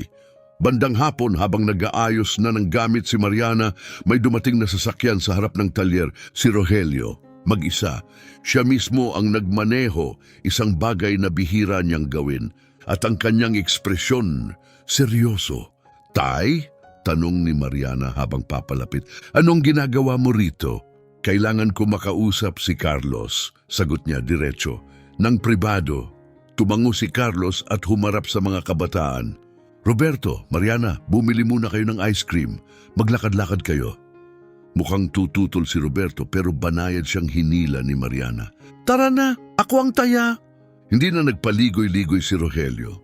Dumaan ba si Ricardo kanina? Oo, sagot ni Carlos. Paano mo nalaman? Tumawag siya, sabi niya, nababahala raw siya sa desisyon kong mag-invest sa, ayon sa kanya, isang garahe sa likod bahay na walang patutunguhan. Nagngalit ang panga ni Carlos. Pumunta siya dito na parang siya ang may-ari, tinesting si Roberto, at ang anak ko na-diagnose ang sira sa loob lang ng 1 minuto. Naniniwala ako, mabilis sagot ni Rogelio. Hindi ko kinukwestiyon ang galing ninyo. Pero dumating ako para magbigay ng babala, hindi basta-basta titigil si Ricardo. Susubukan niyang sirain ang ginagawa natin. Sabotahe? Ulit ni Carlos. Bakit? Dahil ayaw niya nang hindi siya nakukonsulta at dahil ayaw niyang may umaasenso, lalo na kung hindi galing sa kanya ang ideya. Sumandal si Carlos sa bench, tila biglang napagod. Anong pwedeng gawin ng isang katulad niya? Napabuntong hininga si Rogelio. Marami, kilala niya ang mga tao, regulators, suppliers, media. Kung gugustuhin niya, pwede niyang pabagalin ang permits niyo, i-delay ang deliveries, gumawa ng hadlang. Bumagsak si Carlos sa upuan. Ang bigat ng araw ay bigla ang bumagsak sa kanyang balikat. So ang pangarap na to, bago pa man magsimula, nanganganib na? Hindi. Sagot ni Rogelio, hindi delikado pero may banta. Hindi magiging madali ang landas na ito pero hindi ibig sabihin hindi na ito karapat-dapat ipaglaban. Umiling si Carlos, mabagal. Tumingin ka sa paligid, Rogelio. Luma na ang tools ko, may utang ako. Ang mga kliyente gipit din, sapat lang ang kinikita para magpatuloy. Kung bumanat si Ricardo, pwede niyang durugin to bago pa man mabuo. At hindi nakipagtalo si Rogelio dahil alam niyang totoo. Hindi kong may masasabi ako tungkol dito. Sabi ni Rogelio, puno ng paninindigan. Oo, business partner ko si Ricardo, pero hindi niya ako hawak. Nakapagdesisyon na ako, Carlos. Mag-i-invest ako sa talyer mo at walang sino man ang pipigil sa akin. Pero paano kung masira ang reputasyon mo? Tanong ni Carlos. Puno pa rin ng pag-aalinlangan. Paano kung maapektuhan ang negosyo mo? Paano kung malugi ka dahil sa akin? Umiling si Rogelio mabagal ngunit tiyak. Carlos, kahit mawalan ako ng ilang milyon, hindi magbabago ang buhay ko. Pero ikaw, bawat real na makuha mo, maaaring baguhin ang lahat. At alam kong gagawin mong makabuluhan ang investment na ito. Hindi lang to negosyo, ito ay layunin. Paano mo nasisigurado yan? Huminga si Rogelio. Nakita ko kung paano magtrabaho ang anak mo. Kung paano siya mag-isip, kung paanong parang puzzle sa kanya ang mga makina. At nakita kita kung paano mo siya pinalaki, kung anong halaga ang itinuro mo. Nag-invest na ako sa maraming negosyo na maganda sa papel pero bumagsak. Dahil walang puso ang mga nasa likod nito. Pero kayong dalawa, may paninindigan kayo. At mas mahalaga yun kaysa sa kahit anong kontrata. Puno ng luha ang mga mata ni Carlos. Nanikip ang kanyang lalamunan. Pero bakit mo kami gaanong pinagkakatiwalaan? Lumambot ang tinig ni Rogelio, bahagyang nabasag. Dahil pinaalala niyo sa akin kung ano talaga ang mahalaga. Pinaalala niyo kung ano ang pakiramdam ng may pag-asa. At dahil saglit siyang tumigil, hinahanap ang tamang salita. Ang pagtulong sa inyo ay paraan ko para parangalan ang anak ko. Mahal na mahal sana ni Manuel si Roberto. Makikita niya sa kanya ang kapwa kaluluwa, isang batang may sigasig, talento at pangarap. Walang salita ang lumabas sa loob ng ilang minuto. 2 ama, 2 taong pinag-isa ng pagkawala at pag-asa ng lungkot at layunin. Kung ganon, anong gagawin natin kay Ricardo? Tanong ni Carlos. Diretsong tumingin si Rogelio. Gagawin natin ang matagal na nating ginagawa, magtrabaho, magtayo, gagawin nating napakagaling ng lugar na to na kahit si Ricardo wala nang masasabi. Kapag narinig ng tao ang Santos at Son, ang unang iisipin nila, kahusayan. Matagal bago yon mangyari, babala ni Carlos. May oras tayo, sagot ni Rogelio. May talento tayo at ngayon may resources na rin tayo. Sapat na yon, inilahad niya muli ang kanyang kamay. Kasama ka ba rito? Wala nang pag-aalinlangan si Carlos, inabot niya ang kamay. Kasama ako. Pagbalik ni na Roberto at Mariana, hawak ang ice cream, nakita nila sina Carlos at Rogelio. Magkausap, nakangiti, nagpaplano ng renovation. Naayos na? Tanong ni Mariana. Naayos na, sagot ni Rogelio, at may dala akong regalo. Mula sa kotse, kinuha niya ang isang malaking kahon. Para sa iyo, Roberto. Binuksan ito ni Roberto at napanganga. Laman nito ang 12-dosenang technical manuals, mga bago at bihirang edisyon mula sa Ferrari, Lamborghini, Porsche, Bentley, Aston Martin.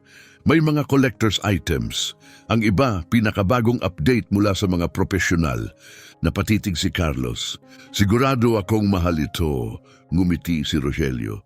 Oo, pero tingnan mo ang mukha ng anak mo, bawat sentimo, sulit. Hindi mapakali si Roberto habang binubuklat ang mga pahina, hawak ang bawat aklat na parang banal.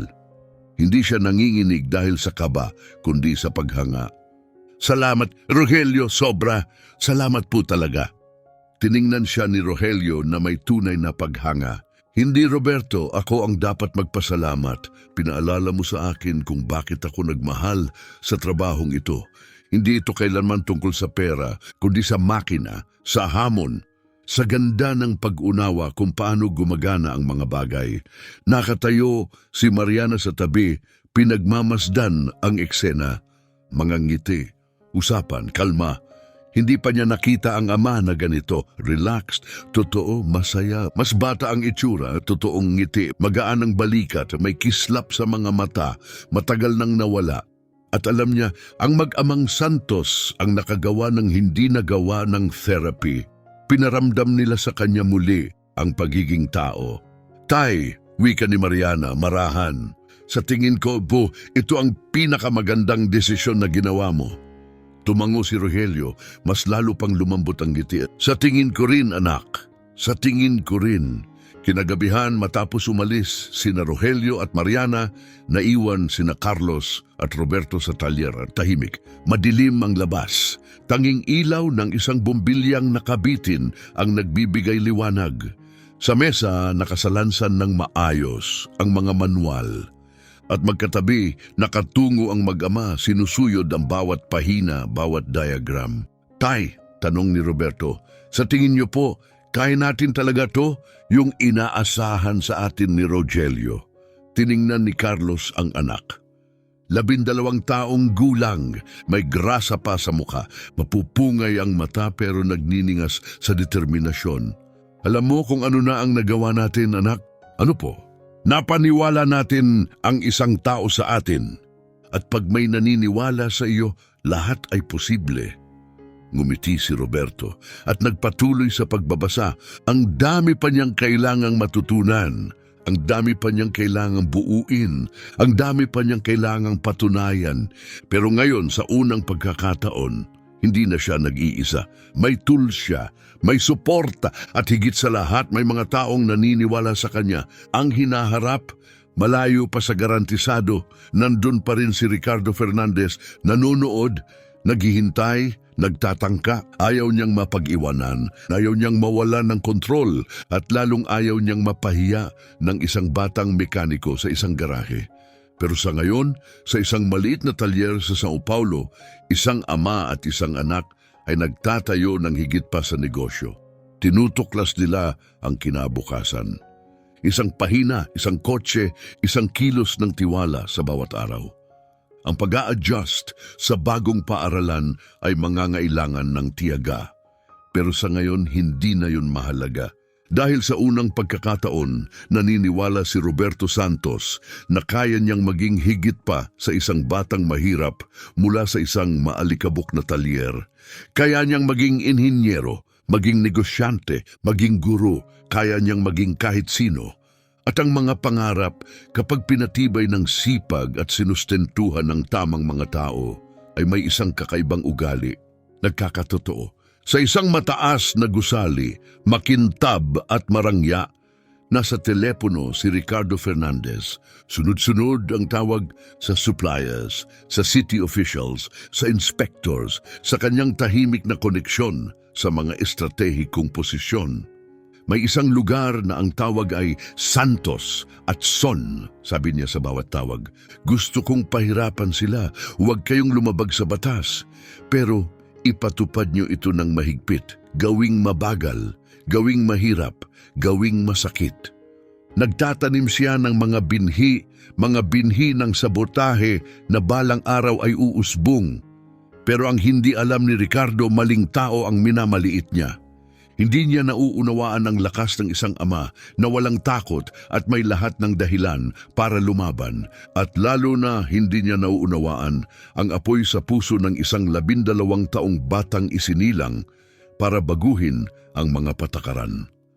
Lunes ng umaga, pumasok si Roberto sa Kolehiyo Bandeirantes na parang pumasok siya sa ibang mundo. Ang kanyang uniforme, malinis at maayos. Ang bag, puno ng bagong notebooks. Ang marmol na sahig at high-tech na classroom, parang panaginip. Sa physics class, nagsulat ang guro ng isang komplikadong thermodynamics equation sa board. Nasagot ito ni Roberto sa loob ng 3 minuto. Tahimik ang buong klase, maging ang guro natigilan. "Well done, Roberto," sabi niya. "Kita kong tunay mong nauunawaan ito." Sa recess, lumapit ang ilang estudyante. "Ikaw yung nasa video na, di ba? Yung nag-ayos ng Rolls Royce?" Tumango si Roberto, mahiyain, pero nakangiti. Sa unang pagkakataon, pakiramdam niya'y nakikita siya. Hindi dahil sa kakulangan niya, kundi sa kakayahan niya. 11:15, nag-vibrate ang cellphone ni Roberto. "Tay!" Lumabas siya ng klase at sinagot ito. "Ayos lang po ba ang lahat?" Pero ang boses ni Carlos, basag, nanginginig. "Anak, isinara ng gobyerno ang talyer." Parang nahulog ang puso ni Roberto. "Ano? Paano pong isinara?" Dumating ang city inspectors, mga 30 minuto ang nakalipas. Sabi may structural violations, kulang sa permits, luma ang gamit. Sinilyuhan ng pinto, sarado na tayo. Pero taon na tayong bukas. Alam ko, pero may mga dokumento sila, may official seals. Sabi nila galing daw sa anonymous complaint. Nagngit-ngit ang kamao ni Roberto. "Ricardo, walang duda. Tinawagan niyo po ba si Rogelio?" "Oo, papunta na raw siya." Tahimik, tapos nanginig ang tinig ni Carlos. "Anak, kapag tuluyan tayong nagsara, tapos na tayo. Lilipat na ang mga kliyente, may utang pa tayo, ni hindi natin mabuksan ang pinto. Pupunta po ako ngayon." "Huwag anak, mag-aral ka muna." "Mas mahalaga yan. Pero manatili ka anak, pakiusap." Binaba ni Roberto ang tawag. Manhid, walang salita, natapos ang klase ng parang walang tunog. Isang ulap ng kawalang laman. 3:00 ng hapon. Paglabas ng klase, tumakbo si Roberto papunta sa bus. Bumaba malapit sa talyer at napatigil. May tao, marami ng 12 ng tao, mga kapitbahay, kliyente, kaibigan. May dala silang mga karatula, "Hustisya para kay Roberto. Ibalik ang talyer. Ang talento, hindi krimen." Tahimik na lumapit si Roberto, walang masabi. Unang nakakita sa kanya si Donna Teresa. Tumakbo agad papunta at niyakap siya. "Anak, kalapastanganan ang ginawa nila." Niyakap niya ito ng mahigpit. "Donna Teresa, ano po ito?" Ngumiti siya kahit may luha. "Nang mabalitaan naming isinara ang shop, kami nagkaisa. Kayo ng tatay mo. Tinulungan niyo kaming lahat. Inaayos niyo kotse namin kahit gipit kami. Ngayon kami naman ang lalaban para sa inyo." Tumingin si Roberto sa paligid. Nakita niya si Mr. Alejandro, ang panadero na minsang nagbayad gamit tinapay.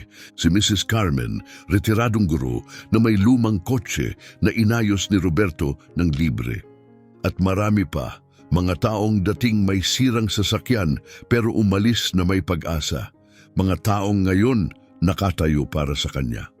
Sa mahabang panahon, pakiramdam ni Roberto ay invisible. Isa lang siyang batang mahirap, isa sa maraming wala. Pero ngayon naunawaan niya, matagal na pala siyang nakikita, pinahahalagahan nila. Lumusot si Roberto sa ilalim ng dilaw na tape na nagselyo sa pasukan ng kanilang talyer. Sa loob, nakaupo si Carlos sa isang bangko. Nakasubsob ang ulo sa mga kamay, kita sa bawat hininga ang bigat ng kawalan ng pag-asa. Sa isang tabi, nasa telepono si Rogelio, kausap ang isang abogadong matikas ang bihis, mabilis ang galaw sa tablet. Roberto, sabi ni Rogelio paglingon, dapat nasa paaralan ka. Hindi ko kayang manatili roon, sagot ni Roberto, matatag ang tinig. Hindi habang nawawalan ng lahat ang tatay ko. Tumingala si Carlos, mapula ang mga mata. Anak! Agad na yumakap si Roberto sa kanyang ama. Mahigpit, nararamdaman niya ang panginginig nito. Ayusin natin to, tay! Magkasama tayo! Lumapit si Rogelio. Alam ko na kung sino ang may gawa nito. Ricardo, sagot ni Roberto. Hindi yun tanong. Tumango si Rogelio, mabigat ang mukha.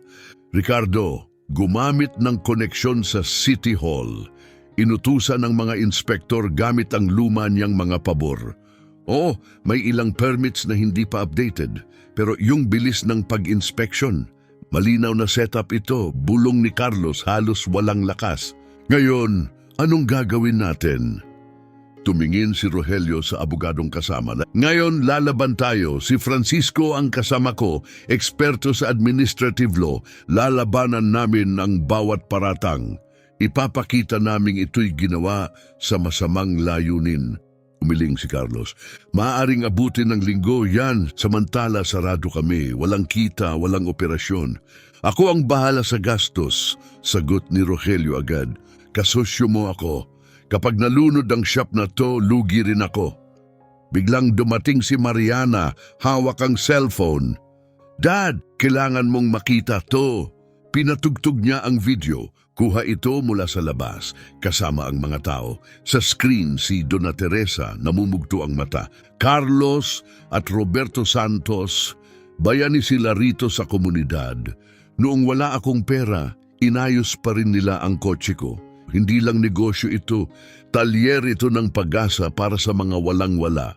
May kalahating milyong views na ang video. Lahat ng Brazil nakatutok na, sabi ni Mariana, kumikislap ang mga mata. Nasa panig natin ang tao. Tumingin si Roberto sa bintana. Lumubo ang tao. May media crews, may mga placard, may mga klakson ng suporta. Hustisya para sa Santos at Filho. Ang talento ay hindi krimen. Hayaan silang magtrabaho. Tumango si Rogelio sa tanawin. Ito ang nangyayari kapag ang trabaho mo ay may totoong halaga sa tao, Roberto. Mahalaga ka. Mahalagang tao ang tatay mo. Mahalaga ang talyer na ito. Muling nagsalita si Francisco, ang abogado. May magandang balita ako. Nakuha natin ang emergency injunction. Pumayag ang huwes na bigyan ng prioridad ang kaso dahil sa social relevance. Nanlaki ang mata ni Carlos. Prioridad, ibig mong sabihin, may hearing bukas, 10:00 ng umaga. Ganon kabilis? Ngumiti si Francisco. Kapag nakatingin ang publiko, kahit ang sistema kumikilos. Walang gustong huwes na maging kontrabida sa ganitong istorya. Biglang bumukas ang pinto, malakas. Pumasok si Ricardo Fernandez, may 2 private security guards. Rogelio, kailangan nating mag-usap. Ngayon, hindi gumalaw si Rogelio. Wala na tayong dapat pag-usapan. Sumugod si Ricardo, galit na galit. Meron pa. Tungkol sa kung paano mo sinisira ang kumpanya natin para lang sa isang bentahan ng grasa. Lumamig ang boses ni Rogelio.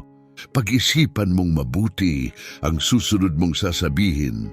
O bakit? Sasaktan mo ako? Tumingin ng may pangungutya si Ricardo. Nakakaawa ka. Mula nang mamatay si Manuel, para kang multo. Ngayon, nakakita ka ng bagong bata at akala mo maibabalik mo ang nakaraan? Humigpit ang kamao ni Rogelio. Paalala lang, patay na si Manuel. Walang charity garage ang makakabuhay sa kanya. Tahimik, walang nagsalita, walang gumalaw. Isang sandaling puno ng yelo. Nanginginig si Rogelio, nanlalabo ang mata. Bago pa siya makapagsalita, tumayo si Carlos. Humarang sa pagitan nila. Lumabas ka sa talyer ko. Tumawa si Ricardo. Talyer mo ang junkyard na to. Sabi ko, lumabas ka. Lalo siyang lumapit. Ikaw, isang palpak. Mekanikong second rate na puro grasa lang ang alam. Hindi niya natapos. Sumingit si Roberto.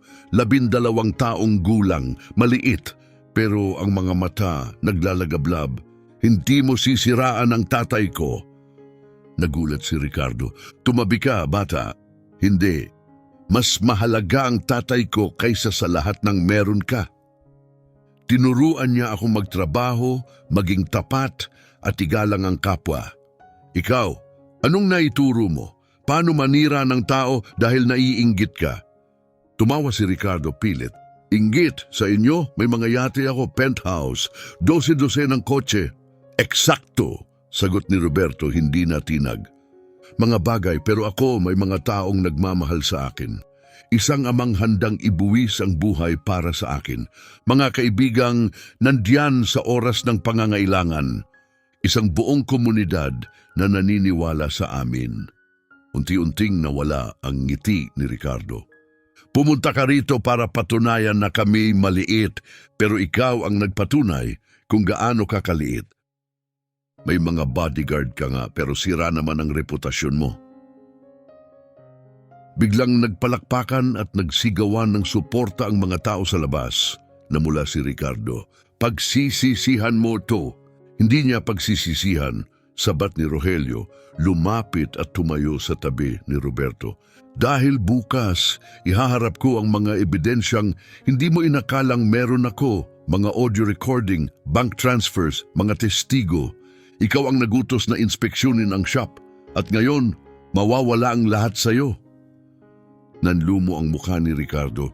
Bluff lang yan, wala kang pruweba. Pinindot ni Rogelio ang play button sa kanyang cellphone. At sa buong talyer, lumaganap ang boses ni Ricardo. Kailangan kong magkaroon ng problema ang Santos at Philho. Magkano ang kailangan para makahanap ng seryosong violation? Nawala ang kulay sa mukha ni Ricardo. Saan mo nakuha yan? Mula sa isang inspektor na sinubukan mong suhulan, tugon ni Rogelio, malamig ang tinig. Hindi lahat ng tao binabayaran. Lumapit pa siya na, kaya ito ang gagawin mo.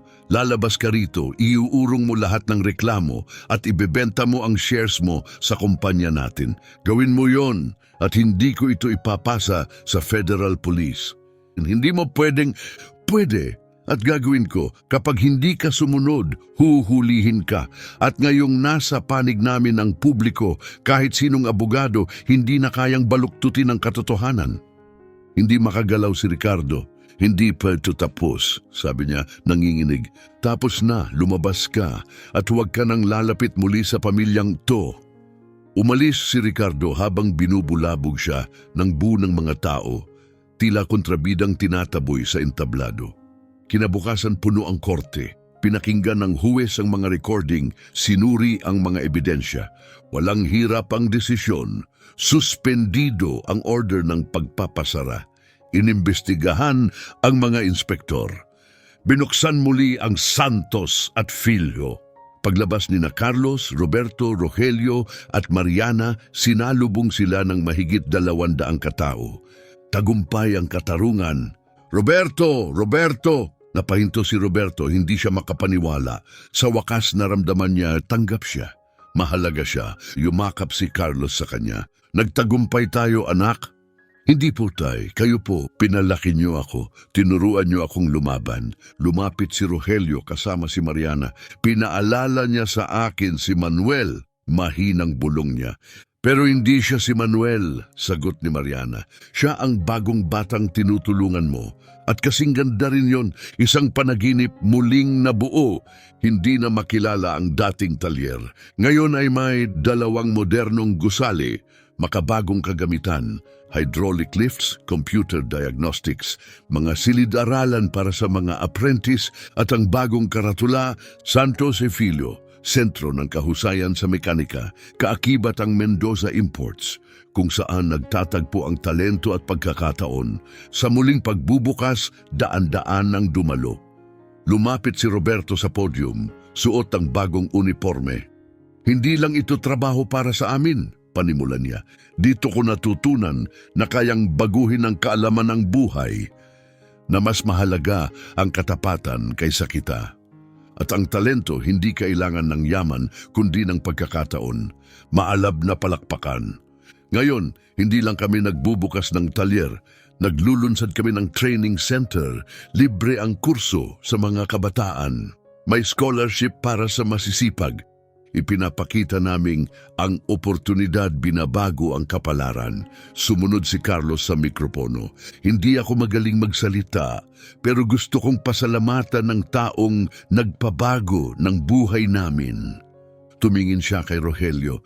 Pwede naman siyang tumalikod, pero pinili niyang maniwala. Salamat, Rogelio. Lumapit si Rogelio. Tinig ay nanginginig. Hindi, Carlos. Ako ang dapat magpasalamat. Binigyan ninyo ako ng dahilan para muling mabuhay. Tumingala siya sa langit. Manuel, nasan ka man, sana proud ka. Kinagabihan, nagkape sina Rogelio, Mariana, Carlos at Roberto sa bagong opisina. Hindi pa rin ako makapaniwala, ani Roberto, mahina ang boses. Ngumiti si Rogelio, paniwalaan mo, pinaghirapan mo lahat yan. Dumating si Mariana, may dalang kahong-kahoy. Pinagkatiwala sa akin to ng tatay ko para sa'yo. Binuksan ni Roberto. Nandun ang lumang tools ni Manuel, maayos pa rin. Pag-aari ni Manuel, ani Rogelio, malumanay. Gamit niya noong siya'y 10 taong gulang. Matagal kong tinago, pero alam kong gusto niyang mapasa iyo na to. Hawak ni Roberto ang maliit na wrench, parang banal na bagay. Hindi ko po matanggap to. Kailangan mong tanggapin dahil alam kong gagamitin mo ito para gawin ang pangarap ni Manuel, ayusin ang mundo gamit ang makina. Papangako po, aalagaan ko ang mga ito at hinding-hindi ko makakalimutan. Sa'yo na yan, anak, at sigurado akong nakangiti si Manuel. Nagkwentuhan sila hanggang gabi. Saan mo nakikita ang sarili mo pagdating ng 10 taon? Tanong ni Rogelio. Gusto kong maging engineer. Gusto kong palawakin ang center na ito sa iba't ibang lungsod at siguraduhin walang batang may talento ang maiiwan dahil lang sa kahirapan. Tumango si Rogelio. Magagawa mo yan, sigurado ako. Tumayo si Carlos para sa tunay na kasosyo. Kinamay siya ni Rogelio para sa tunay na kaibigan. Sumabay sina Roberto at Mariana, 4 na kamay, iisang pangako. May mga talento na kayang baguhin ang buhay, ani Mariana. May mga pangalawang pagkakataon, dagdag ni Roberto. Lumubog ang araw sa São Paulo at sa isang munting sulok ng lungsod, sa isang talyeng muling isinilang, 4 na puso ang nagpapatunay. Ang kabutihan ay lumalampas sa kasamaan. Ang talento ay nakakatibag ng diskriminasyon at ang pagmamahal, pinabago ang lahat. Hinawakan ni Roberto ang mga lumang tools ni Manuel. Tahimik na nangako. Magiging lahat siya ng pinaniniwalaan ng ama niya. Lahat ng sanay naging si Manuel. At higit pa, dahil ang talento hindi kailangan ng yaman para magningning. Kailangan lang ng isang pagkakataon. Sa edad na 22, lumakad si Roberto Santos patungong entablado ng gawad pang inhinyero ng bansa sa Brazil. Tumahimik ang buong bulwagan habang inihayag ang kanyang pangalan. Pinakamahusay na estudyante ng mechanical engineering sa buong Brazil.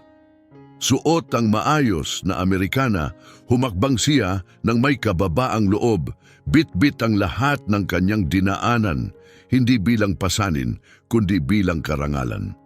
Tumayo siya sa harap ng mikropono, ngumiti at nagsalita. Para sa aking ama si Carlos Santos, na siyang nagturo ng lahat sa akin. Para kay Rogelio Mendoza, na nagbigay ng oportunidad nang wala ng ibang naniwala. At para kay Manuel, na kahit hindi ko kailanman nakilala, ay nagpapatunay na ang inspirasyon kahit wala na ay kayang baguhin ang isang buhay. Ang Santos at Filho ay hindi na lamang isang talyer. Ito ay isang kilusan.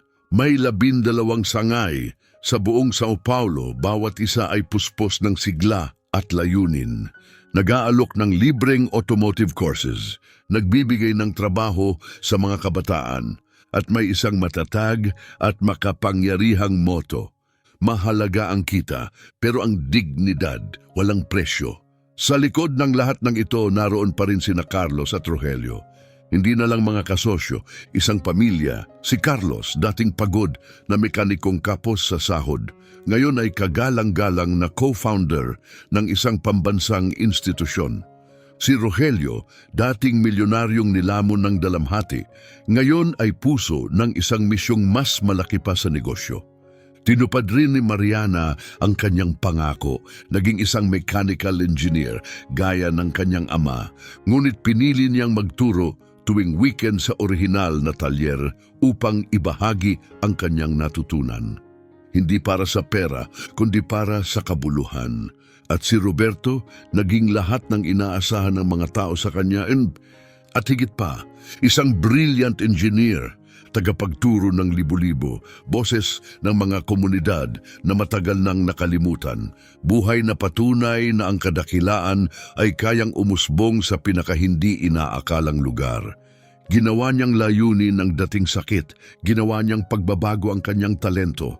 Madalas siyang tanungin, ano ang pinakakahanga-hangang bagay na naayos mo?